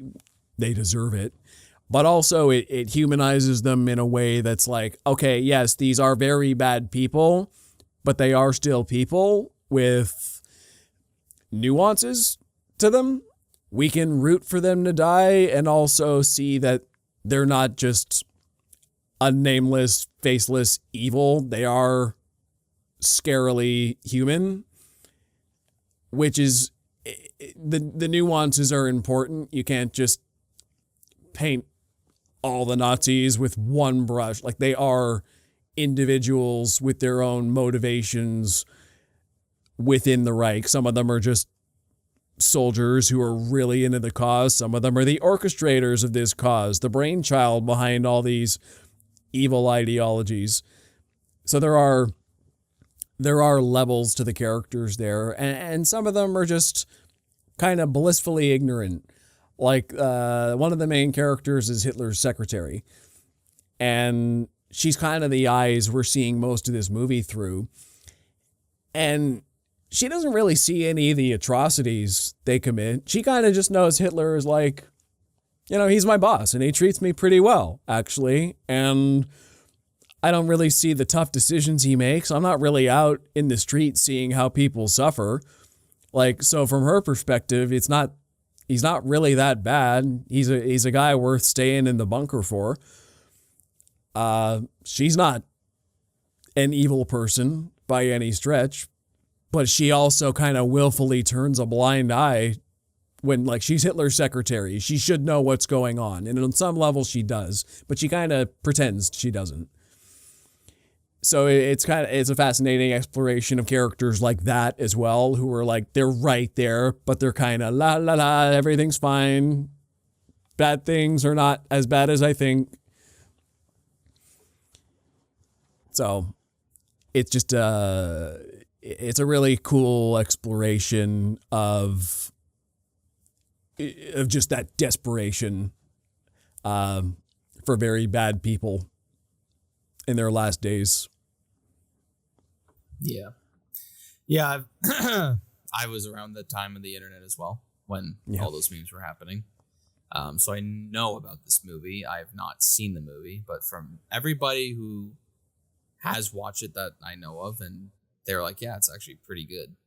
So I don't know if I'll get around to it, but I highly recommend this one. It's one of those movies. Next one on my list is Fury Road. Mad Max Fury Road. Finally got to watch it. Yeah, it's pretty good. It's pretty good. I'm glad I watched Fury Road, so that made me watch this. This was a month or two ago, I think, when I watched this. But yeah, the action I think is really good. The frame rate stuff is mind-boggling sometimes, or it looks like the frame rate is a little different. But yeah, the car chases are great, with especially with the Furiosa and the concubines. I think when it's Furiosa versus Max and all the other the wives as well. I think that's a great scene as well. Mm-hmm. The car explosion, the sandstorm, all that stuff. The Morton Joe stuff is pretty great. And it's funny spoilers for both movies, but when the Furiosa talking about, or seeing the beginning of the Furiosa where she's from, and then going into the Fury Road, and she's like, oh, where's home? It's like, well, this is it. That got me. I was like, whoa, because I didn't know. I didn't know the context for anything. Right. So that was actually a huge shocker to me. Yeah, just great action overall. Could not tell you how it ends. I don't remember it. My brain is kind of fuzzy at the moment, but I remember really enjoying it. Finally didn't put it off. Stopped putting it off for so long. Probably should have seen it where it came out. Yeah, phenomenal action movie. Yeah, I mean, it takes a real visionary to make a car chase compelling for 2 hours. Yeah. That's all Fury Road is. It's one big car chase, and in my estimation, it's one of the best action movies ever made. It's crazy what they did, mostly practically, for that movie. Were like car stunts and, the war boys going down on the poles in the cars, flame guitars. Like, the whole thing's a vibe for production value and stunt work and score and and how much is accomplished through facial acting and character choices instead of dialogue. It's a very visual heavy movie, same as Furiosa. It's just very technically impressive and engaging. And you should watch the first trilogy now. You're already you've seen 2 out of 5. Just watch the trilogy. All right. So I watched Dr. Sleep on the plane when Justin and I were coming back from Rome for our film festival. He watched some movies too. I don't remember what he watched, but I watched Dr. Sleep. It was I'd been curious about this one for a while. I'm a fan of Ewan McGregor. The Shining's good stuff. What's a Dr. Sleep sequel going to be like? It's worth a watch. I think. For me, the big problem was the main character. Well, the third act was okay, but my main problem was the main girl, just because everything was way too easy for her. Because she's like this super powerful, like she's got the Shining super powerful. She's like the most powerful child in existence. Basically what it's about is these demon kind of people who eat these children with the Shining. And because it's most potent when they're children, it gets corrupted as they get older. So they just eat these children, and this one child is like the most powerful they've seen in decades. But the problem is she's too powerful. Nothing's a challenge. She kicks the bad guy's asses so hard the first time they meet. The actress was good, but Ewan McGregor's Danny was the real standout because he's a past his prime hero who's definitely not as. He's lost the potential he had when he was a kid. Definitely never lived up to it.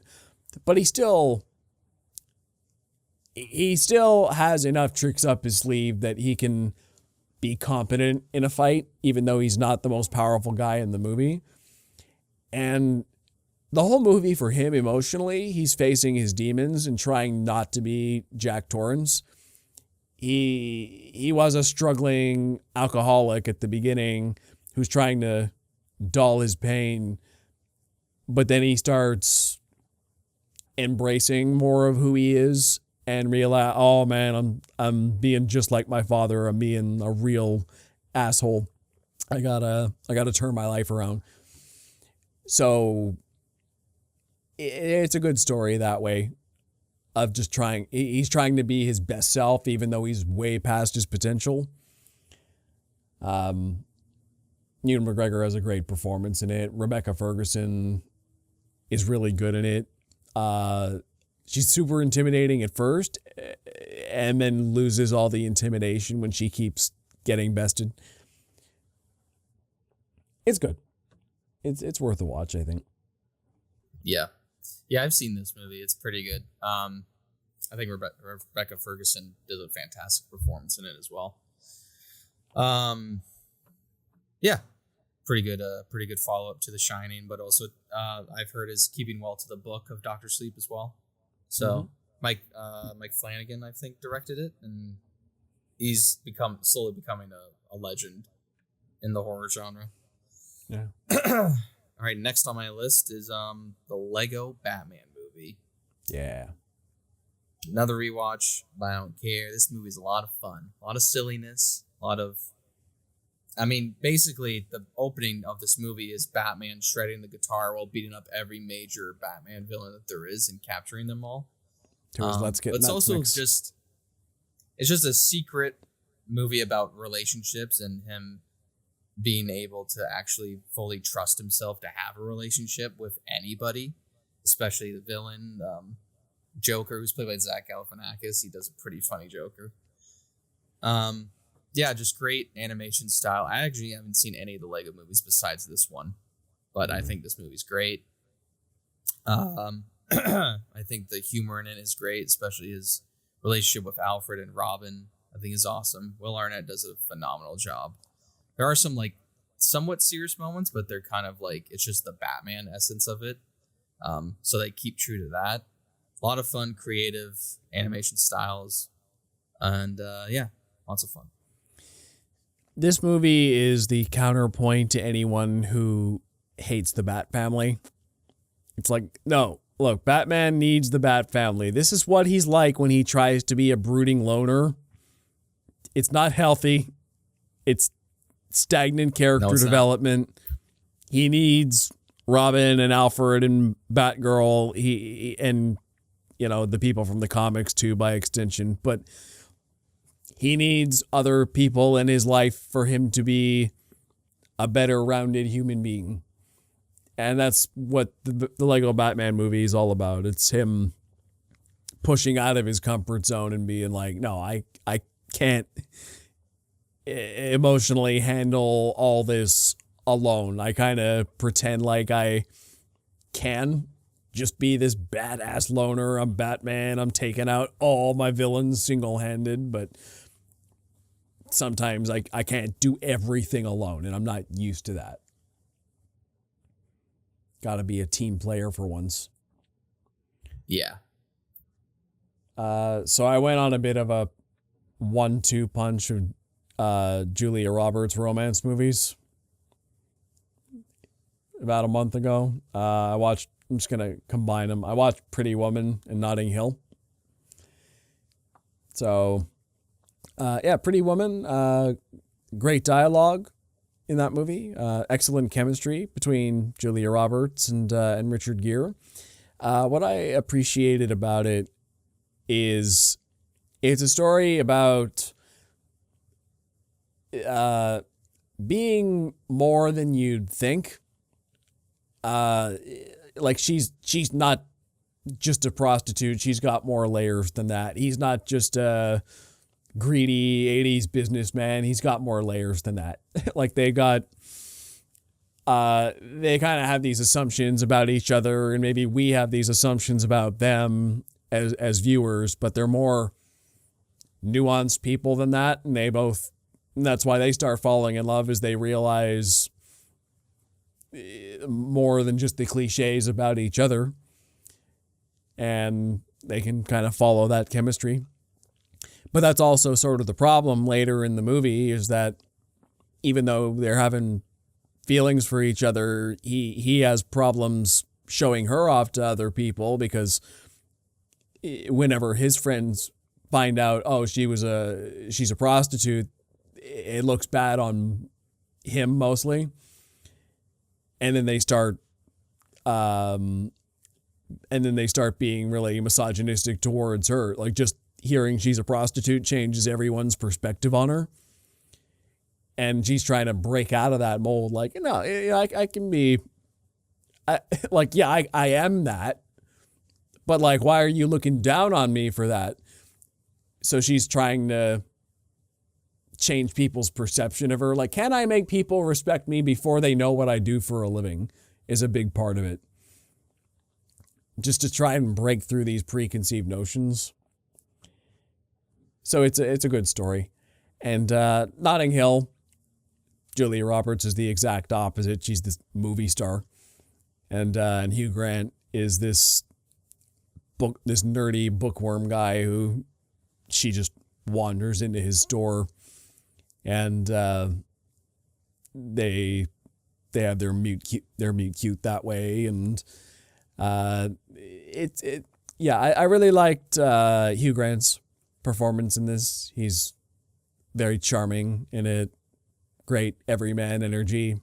It'd be like, oh, what if a really famous actress walked into my place of business and started flirting with me? Like, okay, what would you do in that situation? How would you pull it off? Could you spin that into a relationship? And it's just the right amount of awkward. I watched this one with my family, and my mom actually had a connection to it because she worked in Notting Hill for a while at the Notting Hill police station. And she's watching the movie, and she's like, "Oh yeah, I recognize that place and that place and that place."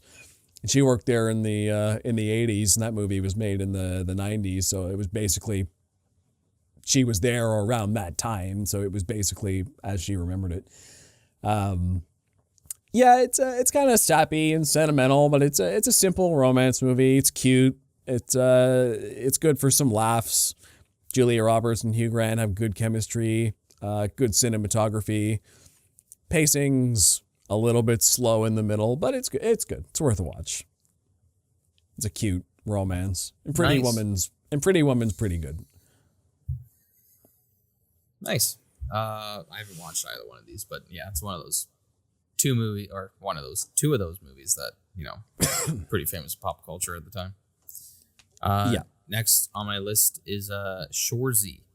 It's basically about this small town Ontario beer league hockey team who is trying to, in the first season, I'm on the second season right now, but in the first season they promised they're about to fold because they're the worst team in the league. There's only 4 teams in the league. That's why it's funny. And they promise that they will never lose again. That's the whole premise of the show, or for the season. And there's only 6 episodes, 20 minutes long each. Very short show. It's just a bunch of Ontario hockey culture thrown at you. A lot of insults thrown at each other, and it's really funny. Just nasty television, just people telling each other to fuck off, and it's a good summarization of what Ontario hockey is, and it's really funny. And if you grow up around that all your life, you'll relate to almost everything. There's a lot of hidden gems in it as well.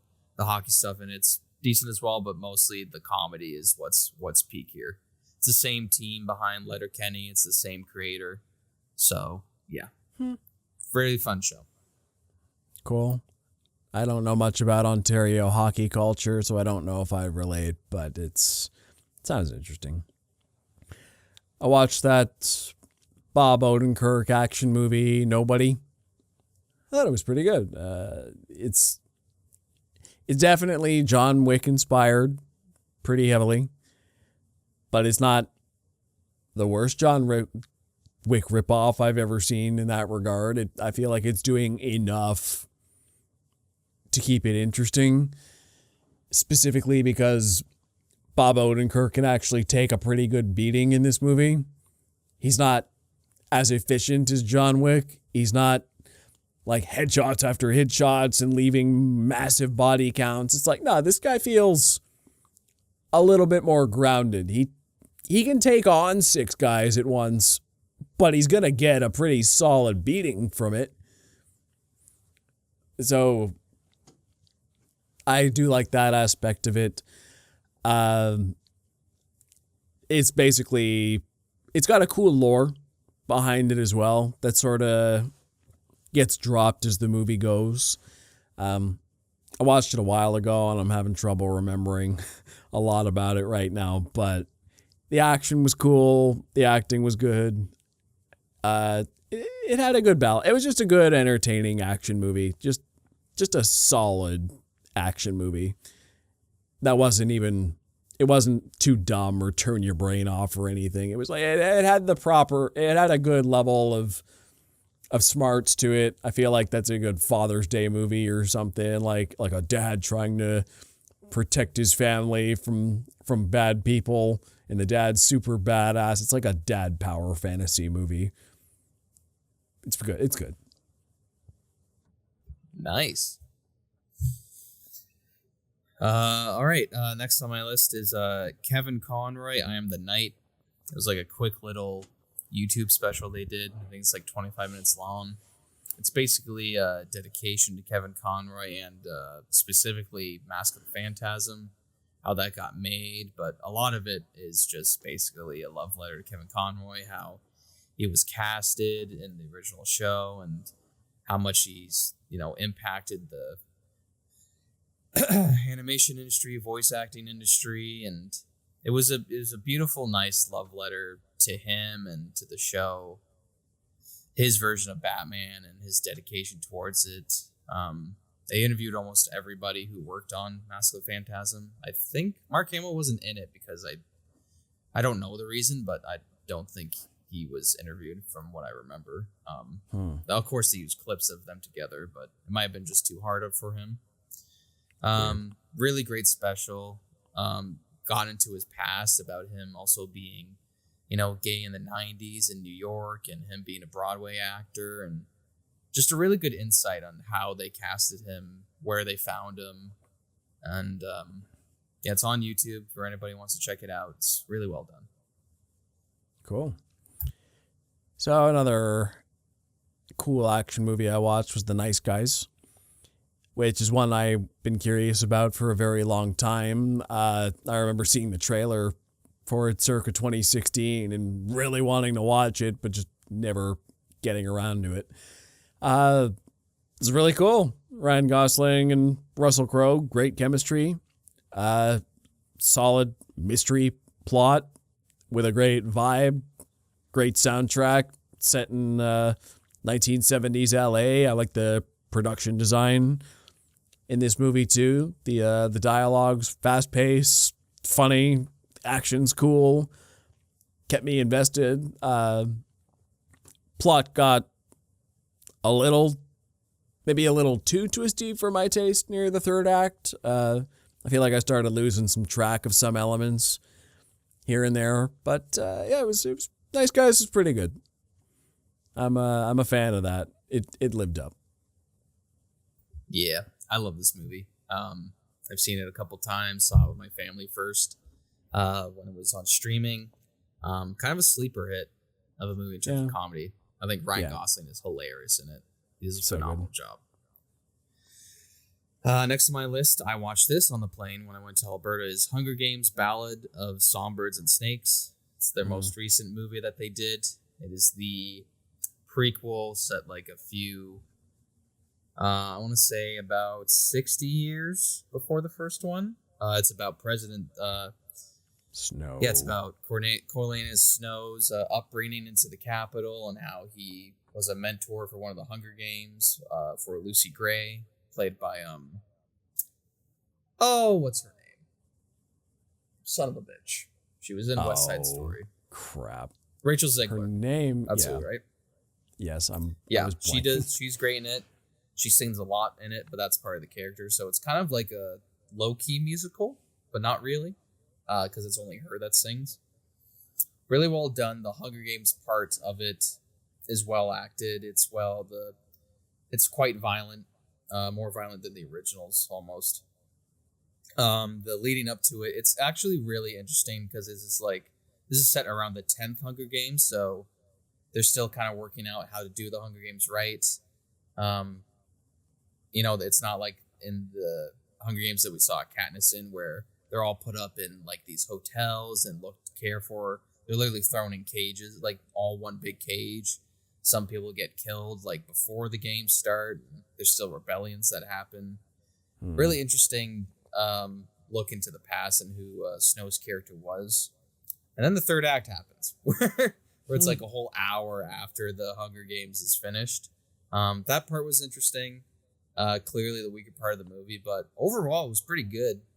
If anyone's a fan of the Hunger Games franchise, I think it's worth it. I did want to give Hunger Games. They're doing a Hunger Games for Haymitch. They're doing a book and a movie, which people are very hyped about because his backstory is actually pretty tragic. And that movie's coming out like 2026, I think. But yeah, I think overall pretty good movie. Peter Dinklage is phenomenal in it. He does fantastic. Viola Davis, I don't think she's had a more fun role that she's ever been in, playing the villain. Overall, I enjoyed it. Yeah, I did.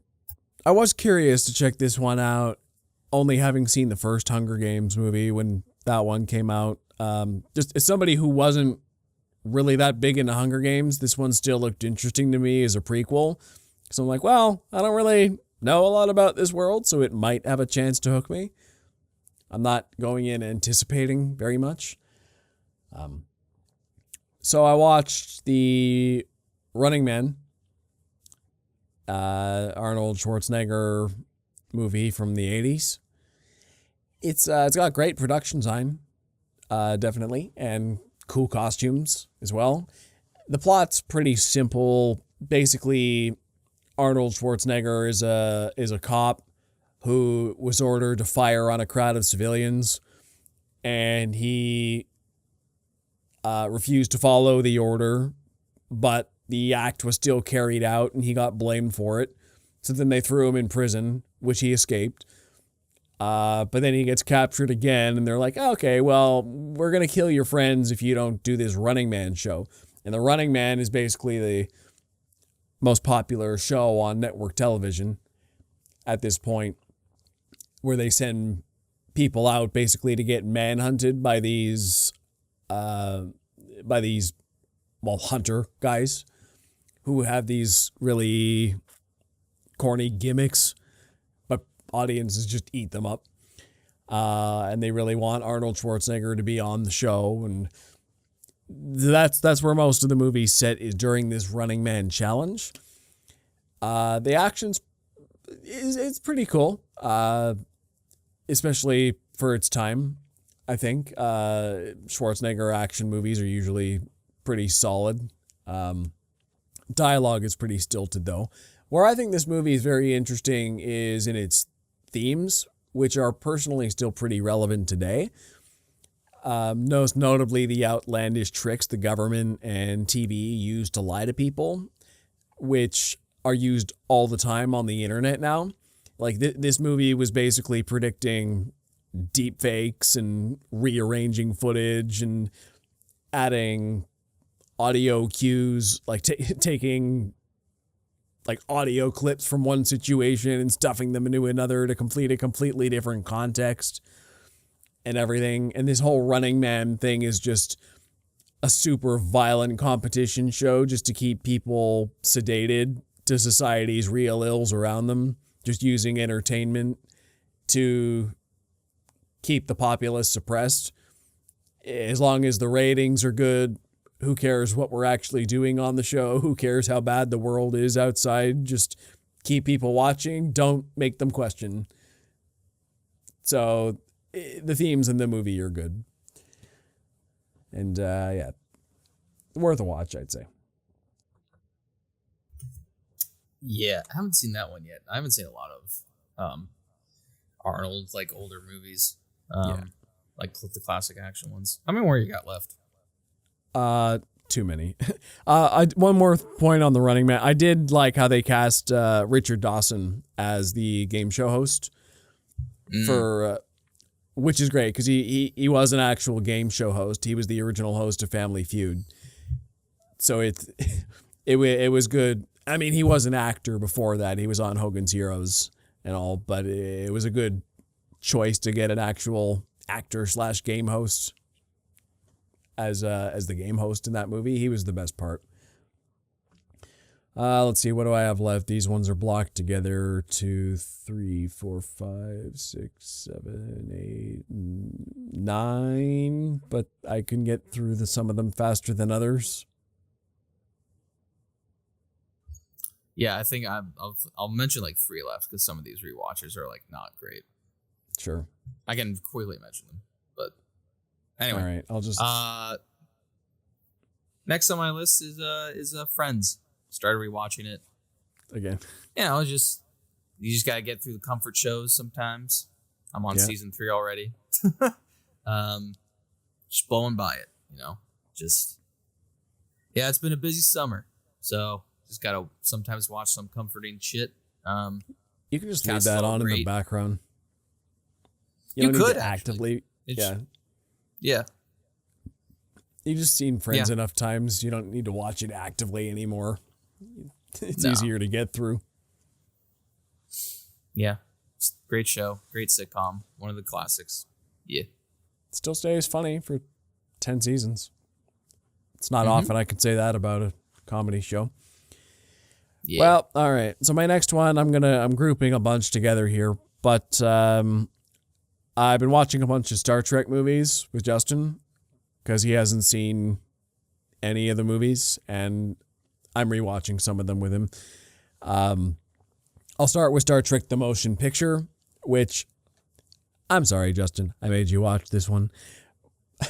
It's a good hour plot that's stretched into 2 hours.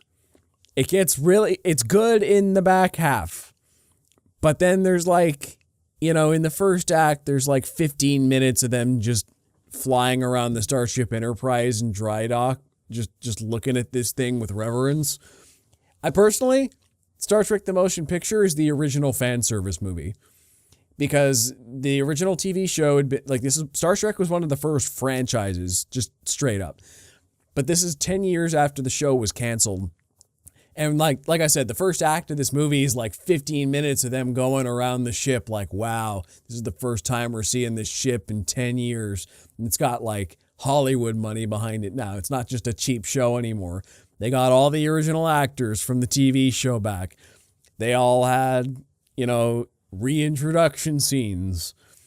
There was a young hotshot captain who was taking the place of Captain Kirk on the Enterprise, and he's kind of jealous of this guy. And they also were doing the thing even 40 years ago where Kirk is kind of getting into middle age now, and he's not as effective as he used to be, and basically every decision he makes blows up in his face, where the young hotshot guy's making all the right calls now. Which, okay, mind you, now that's just how things are written unintentionally now, because they don't know how to make a story. But back then it was that was the point. Kirk's past his prime and out of experience. He shouldn't have been in this position in the movie. But that I just find it funny how that can still be applied to today. So basically everything people accuse fan service movies of doing today, Star Trek: The Motion Picture did 40 years ago. It was the first one to hit all the wow, we're doing member berries and nostalgia trips and callbacks to the original show. There's even stuff in little lines when the first prominent female character comes onto the bridge and she has to state to Captain Kirk immediately that she's taken a vow of celibacy without prompting, and Kirk's just he just kind of, okay, I don't know where that's coming from, but all right, they're getting right out in front of it. So in a similar vein, we also watched the J.J. Abrams Star Trek reboot and Star Trek Into Darkness, and then Star Trek Beyond, basically the what's called the Kelvin timeline trilogy with all the new cast, the rebooted movies. And, screw the haters. These are good movies. people, they get a bit of a bad rap now just because they came out in a weird time for Star Trek where the TV shows were off the air and they were the best we had. They were the reboots, which some people didn't care for even back then. But you know what? They were my gateway drug into Star Trek. They're the only reason I watched these. And then basically once the third one came out, I went and started the original series. And then I watched every Star Trek show after this. So you know what? Maybe they're not the most Star Trek out there for hardcore fans, but they got me into it. I watched the whole damn franchise because of these movies. So they did their job. And they're still good, especially the third one, which feels like an extended episode of the original series to me. You get to see the characters have really good arcs. It's the best recasting I've ever seen in a reboot franchise. They nail their characters so well. The action's really good. The character arcs are good. The cinematography, the production design, the costuming, the actors, just like they're all good movies. I don't think any of them are great movies, but it's the most undersung trilogy in modern cinema since Planet of the Apes. That's my take on the Star Trek reboots. Thanks for coming to my talk. Okay. What do you have next? Next on my list is, I won't try to get too into it because we might do a full episode or not. House of the Dragon. Been watching that. Definitely doing a full episode on that. Just finished episode 7, and the last one comes out next week as the time of recording. Oh, it's done so soon. Far, I know. So far, I'm really enjoying it.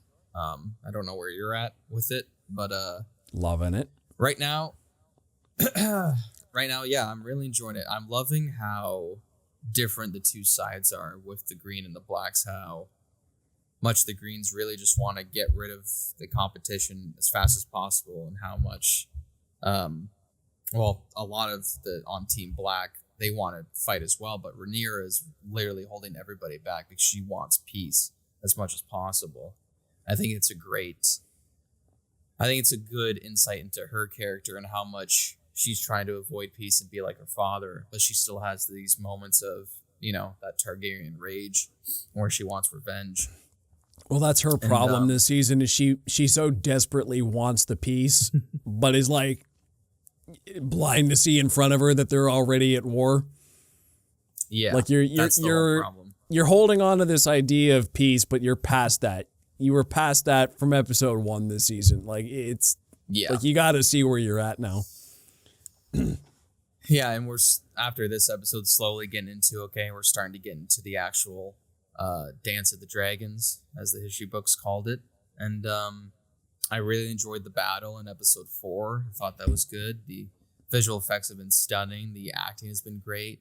The dialogue is phenomenal. I think my favorite episode has been episode 2, with 2 almost back-to-back dialogue scenes with both Rhaenyra and Daemon, and then Otto with Christian Cole and Aegon. I think Otto Hightower is one of the best confrontational scenes of the series so far. 100%. I just love the writing in this show. I just think it's so phenomenal, and especially how everybody talks.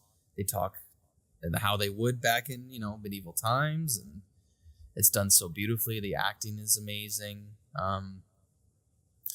Some things are like a little bit weird, or not weird, but are getting used to because I come from the Game of Thrones background, and in this season they focus a lot on the small folk, and that's never really been a thing. So that's been kind of a thing to get used to, but it's paid off. They're not doing it just because, especially with the newer episode that I don't want to get into right now, but I'm enjoying it. Can't wait to see how it ends. Next week, it'll be very interesting. I'm loving all the Daemon, stuff as well. How he's dealing with ghosts of his past and some cameos as well from past actors. That's been fun. Yeah. So yeah, just overall, the show has been peak in terms of acting and writing and dialogue and action. It's great. I still hate Christian Cole. He's such a twat. But yeah. That's Hail King Aegon. On to the next. He says, drinking out of his black mug. Yeah. Batman, The Audio Adventures, Season 2. Still picking up right where the last one left off. Fantastic voice casts in there. Jeffrey Wright is Batman. It's been a while since I've listened to it. Rosario Dawson is Catwoman. There's a lot of great voice act. I criticized Melissa Villaseñor last season for her portrayal as Robin. I think she did better this season. That was one of the weaker points of season 1, personally. But yeah, this season's still continuing very well. It's the Penguin is basically working with Harvey Dent to try and legally take over the Gotham police force. Harvey Dent's giving him all the legal loopholes to be able to do that. So that's screwing up Batman. The Joker's gone into hiding after last season. And the Scarecrow, who basically just sells Scarecrow drugs to people, that's his thing. Nobody really knows who he is. He's starting to creep up more and more.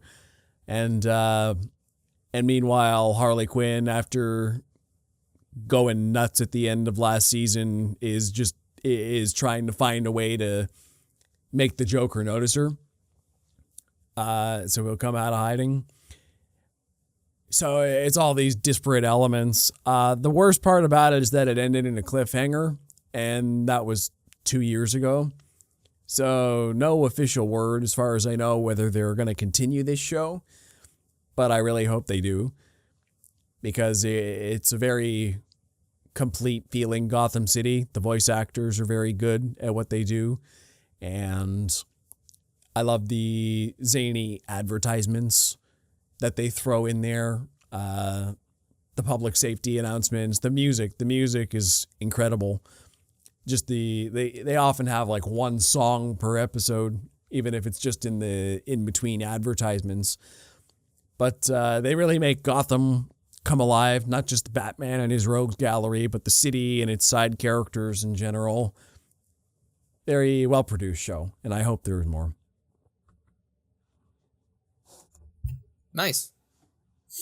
Yeah, that sounds interesting. Especially now I'm finally getting to like audiobooks and stuff. I might do that. There's only 20 episodes. Yeah, fuck it. All right, finally getting to it. Watched and finished The Acolyte. Oh, we're getting to it. Okay. Oh boy. All right. Oh boy. Look. Listen. I don't know what the show is trying to do, if I'm being honest with you. I like some of the actors, and by some I mean Soul and the little robot and the little weasel dude. The fighting was good. Choreography was pretty well done. Sets were well done. But holy fuck, man. The writing is so contrived and so terrible that I don't know how it got past anything. Look, I'm going to tell you what I think. It's garbage. I'm going to tell you what I think is the biggest problem with The Acolyte. There's a lot of problems, but the number one problem is the editing. Everything about the editing on this show is wrong. From a scene by scene basis, like even just like in dialogue scenes, to the scene placements within episodes, to the order of the episodes themselves. I think this show, with whatever plot and dialogue are in here, would be significantly better. Like if we're talking on a 10-point rating system, I think you could bump up this show by at least 1.5 points by restructuring the entire show in the edit bay. I would love to see 100%. a fan edit of this show. Like, same performances and dialogue and plot for what they're worth, but just shifting the order of everything around makes a significantly better show. Like, the editors ruin this thing, if anybody. It's so garbage, especially episode 4, which is a nothing episode. It does nothing but leave you on a cliffhanger. Episode 5 was actually... Episode 5 was actually okay, but the editing pissed me off so much in that one because every time I was invested, we cut to something I didn't care about. Yeah. Let a scene breathe for a minute. That's what Disney Star Wars is doing now. It's like they're starting a fight scene, and then you get interested in it. This happened in the Ahsoka show, too, and they cut to something else. It's like, stop. Just let us watch the fucking scene. Like, I don't understand why they don't just let things breathe. I know. And just, I don't understand May. I don't understand her motivations. Because the writers don't understand her fucking motivations. So she's killing off Jedi, or these 4 Master Jedi, because they destroyed her life. Even though she's the one who started the fucking fire. And then it's like, oh, wait, I found out my sister's alive, so I'm going to go join her. The first Jedi I see, this is what she tells Kumir. First Jedi I see, I'm going to turn myself over. Sees Jackie, immediately tries to kill her with fucking choking her out in knives. Can't do that. All right, fine. She can kill a Master Jedi, can't kill a Padawan. Cool, great. And then as soon as she sees Osha, she's been trying to say, oh, I'm going to team up with her as soon as I see her, knocks her the fuck out, cuts her hair just like her, and then swaps bodies. Okay, whatever. And I'm going to go to kill Soul. Also, here's a character decision that I hate. She factory resets the little droid. You're an evil bitch. I hate you. And then she's talking to Soul, and then this whole time, the entire show, Soul's been telling us, oh, there's something happened with your sister. I don't know what it is. Oh, I just panicked and killed your mother. Okay, that's fine. But the entire reason the whole factory blows up is because of May. She set fire to the place, which is all made of metal. That's not how fire works, Disney. It's all made of metal. It's all this. She's the one that's in trouble, but she's pissed at Osha. Why? Osha just wanted to leave. You killed your entire family because they got knocked out because they were all together controlling the Wookiee Jedi, which that was a decent fight scene as well. But they all got knocked out or whatever, or they died instantly. Doesn't really matter because you set the fire that destroyed your entire coven.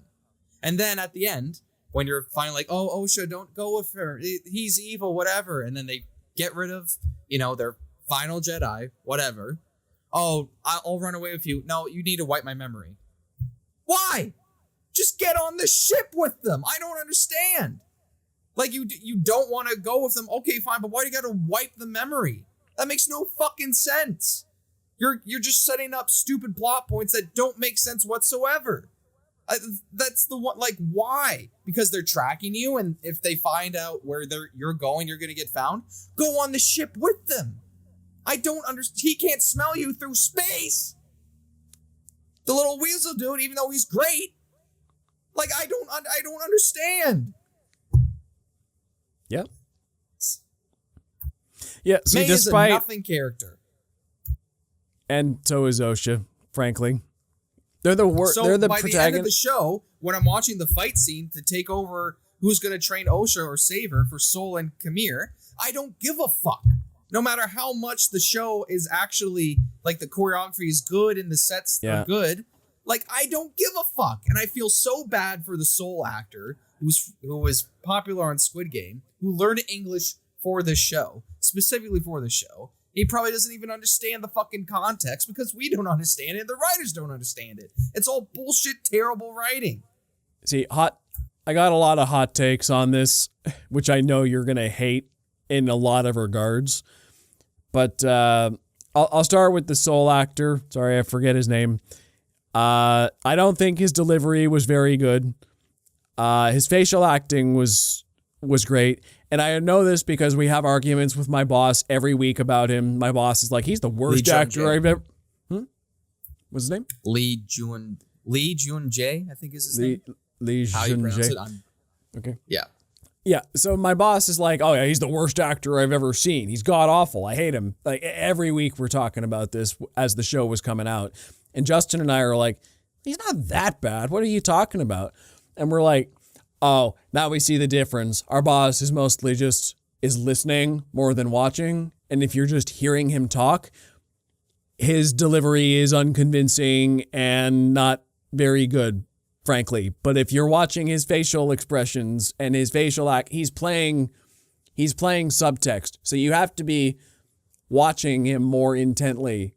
And the boss was also making fun of like, oh, wow, he pauses for a really long time during his speech. He has weird inflections. And we're like, that's because he's staring off into the middle distance and having flashback scenes. He's playing subtext. It's like if you're just listening versus watching, you're getting very different experiences out of this character. I'm like, we basically guessed the entire backstory just based on watching his acting performance before it even, like, okay, we know he's hiding something and shit hit the fan. But our boss didn't suspect him as hiding anything at all because he's paying attention to different things. Other hot take, the child actors for May and Osha are better than the main actress. The main actress is playing competently, but she's boring, and that is the cardinal sin of any entertainment for me.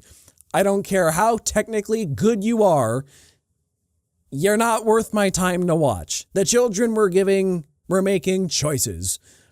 They had energy.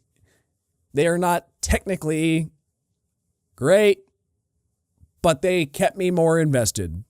I was never more invested in May and Osha than when the kids were doing the acting. Modern day May and Osha did 0 for me. That's another hot take.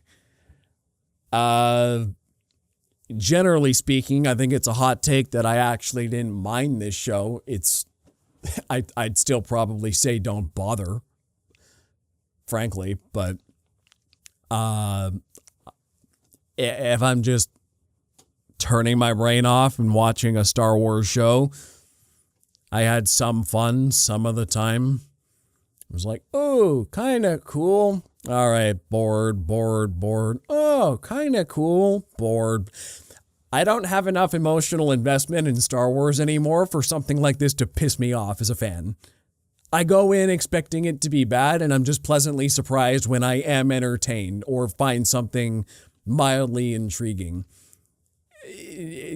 Good luck getting Disney Star Wars to piss me off as much as they have in the past. I don't think you can do that to me anymore.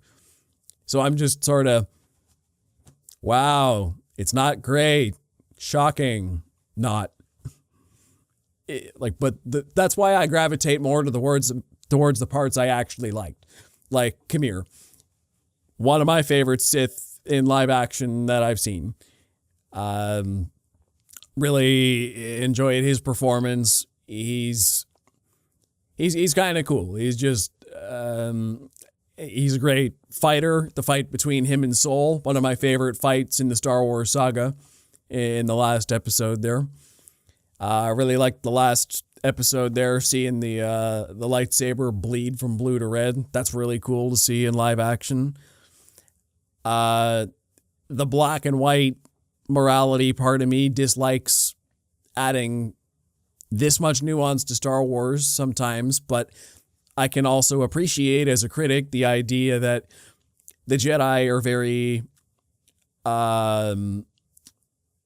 single-minded when it comes to religion in the galaxy, that they will push out Sith or witches or anyone who practices the Force differently than them. They will drive out of the Inner Rim and into hiding, which was there a little bit with the Witches of Dathomir in the Clone Wars, but it's very, it's a lot more prominent here. That's kind of Khmer's entire philosophy is, well, I'm not hunting the Jedi. They call me the bad guy, but they're hunting me.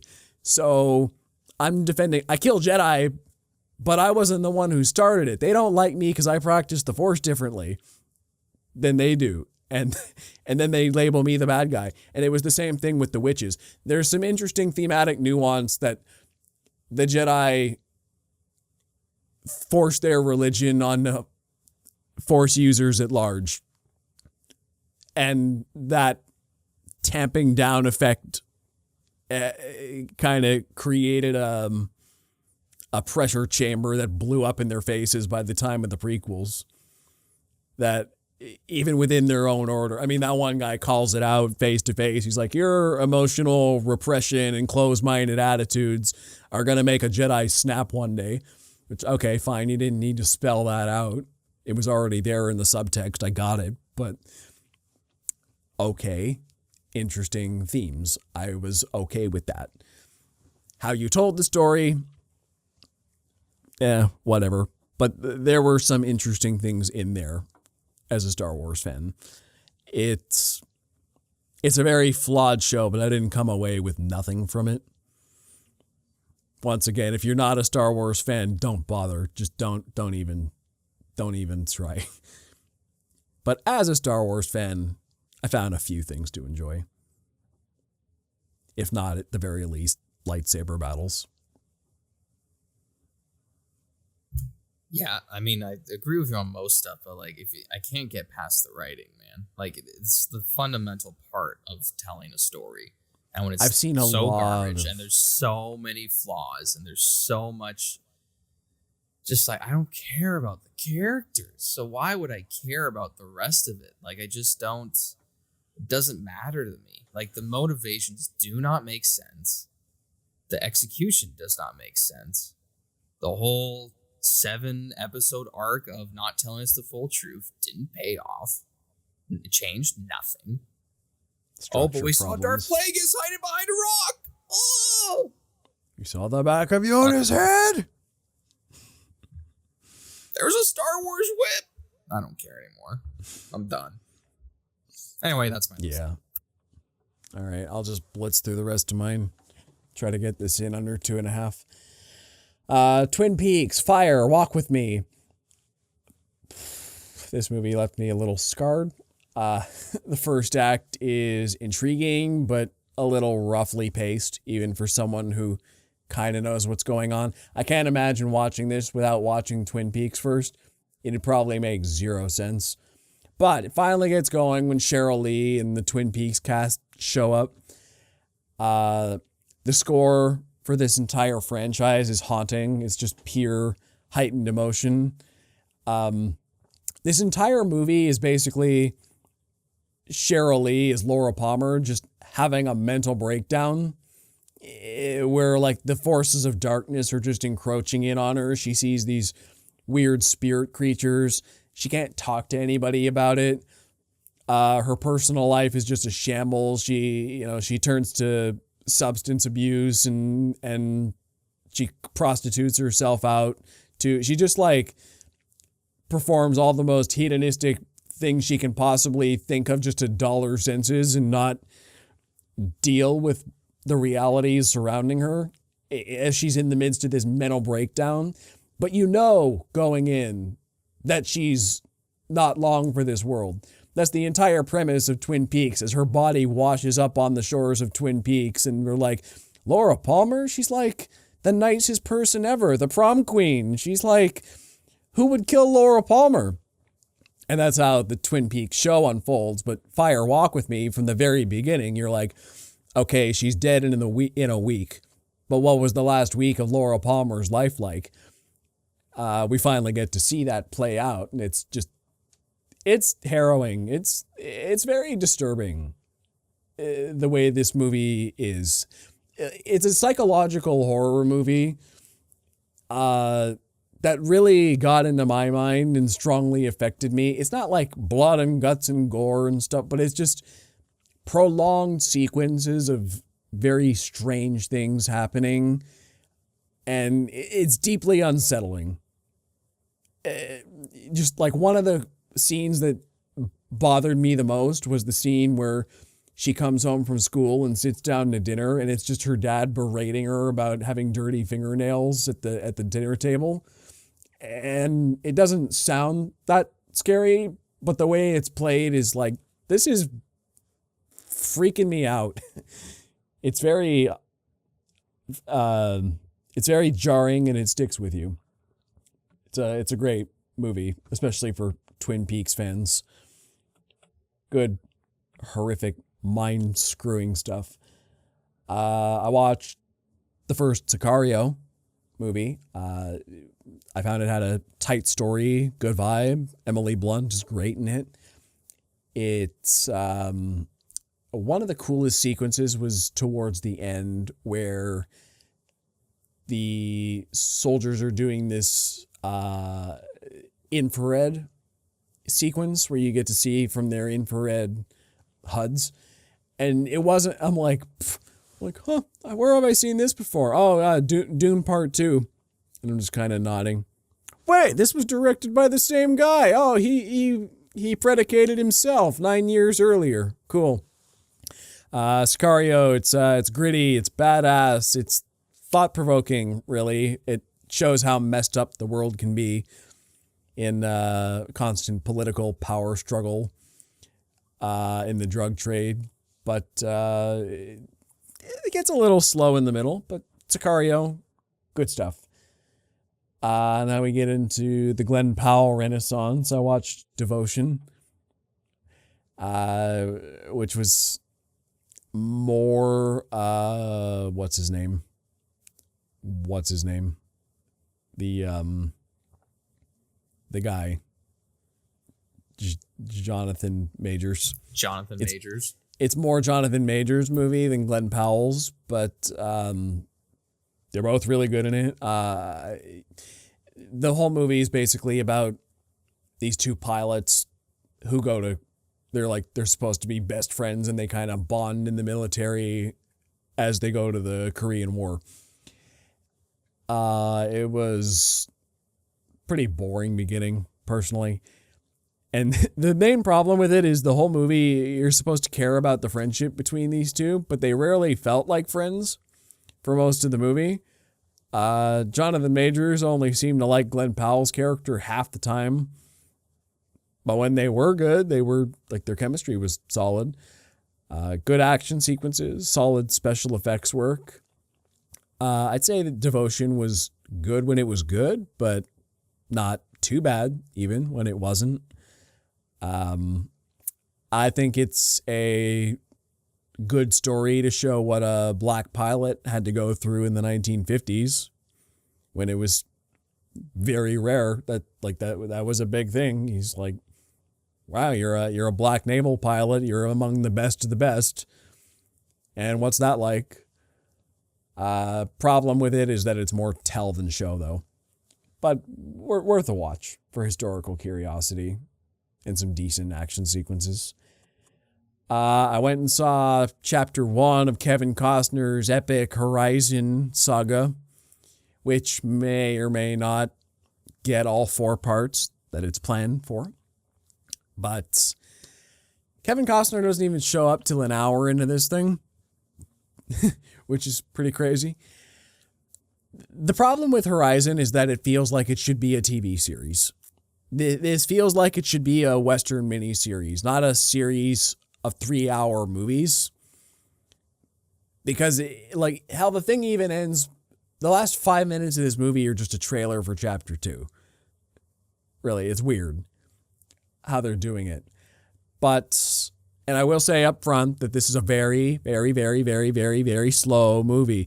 Westerns are always notoriously slow, and this is a 3-hour slow-paced movie. So if you have a bad attention span, probably not going to like it. But the quality of what's in here is quite good. Great acting, solid dialogue, sense of place, the production design. It's basically just giving a general vibe about what the frontier was like from the perspectives of different kinds of people. People in a caravan heading towards the west. A cowboy who trades in, I think he's like an opium dealer on the side, but he also just, herds cattle. A prostitute he's with. These guys hunting Apache raiders who destroyed a settlement. The Apaches themselves, how are they dealing with the white settlers? There's schisms between the group, the ones that want to fight the settlers, the ones that want to make peace. So there's all these different factions who all have their own ideology about Horizon and the frontier, and we're following them. It's good. I got emotionally invested. Some parts made me actually emotional. Let's see. I watched Doctor. I'm going to save that one for last. I'll finish this book, The Burning Sky by Sherry Thomas. It's a little painful. I didn't realize it was a YA when I picked it up, but I slogged through it.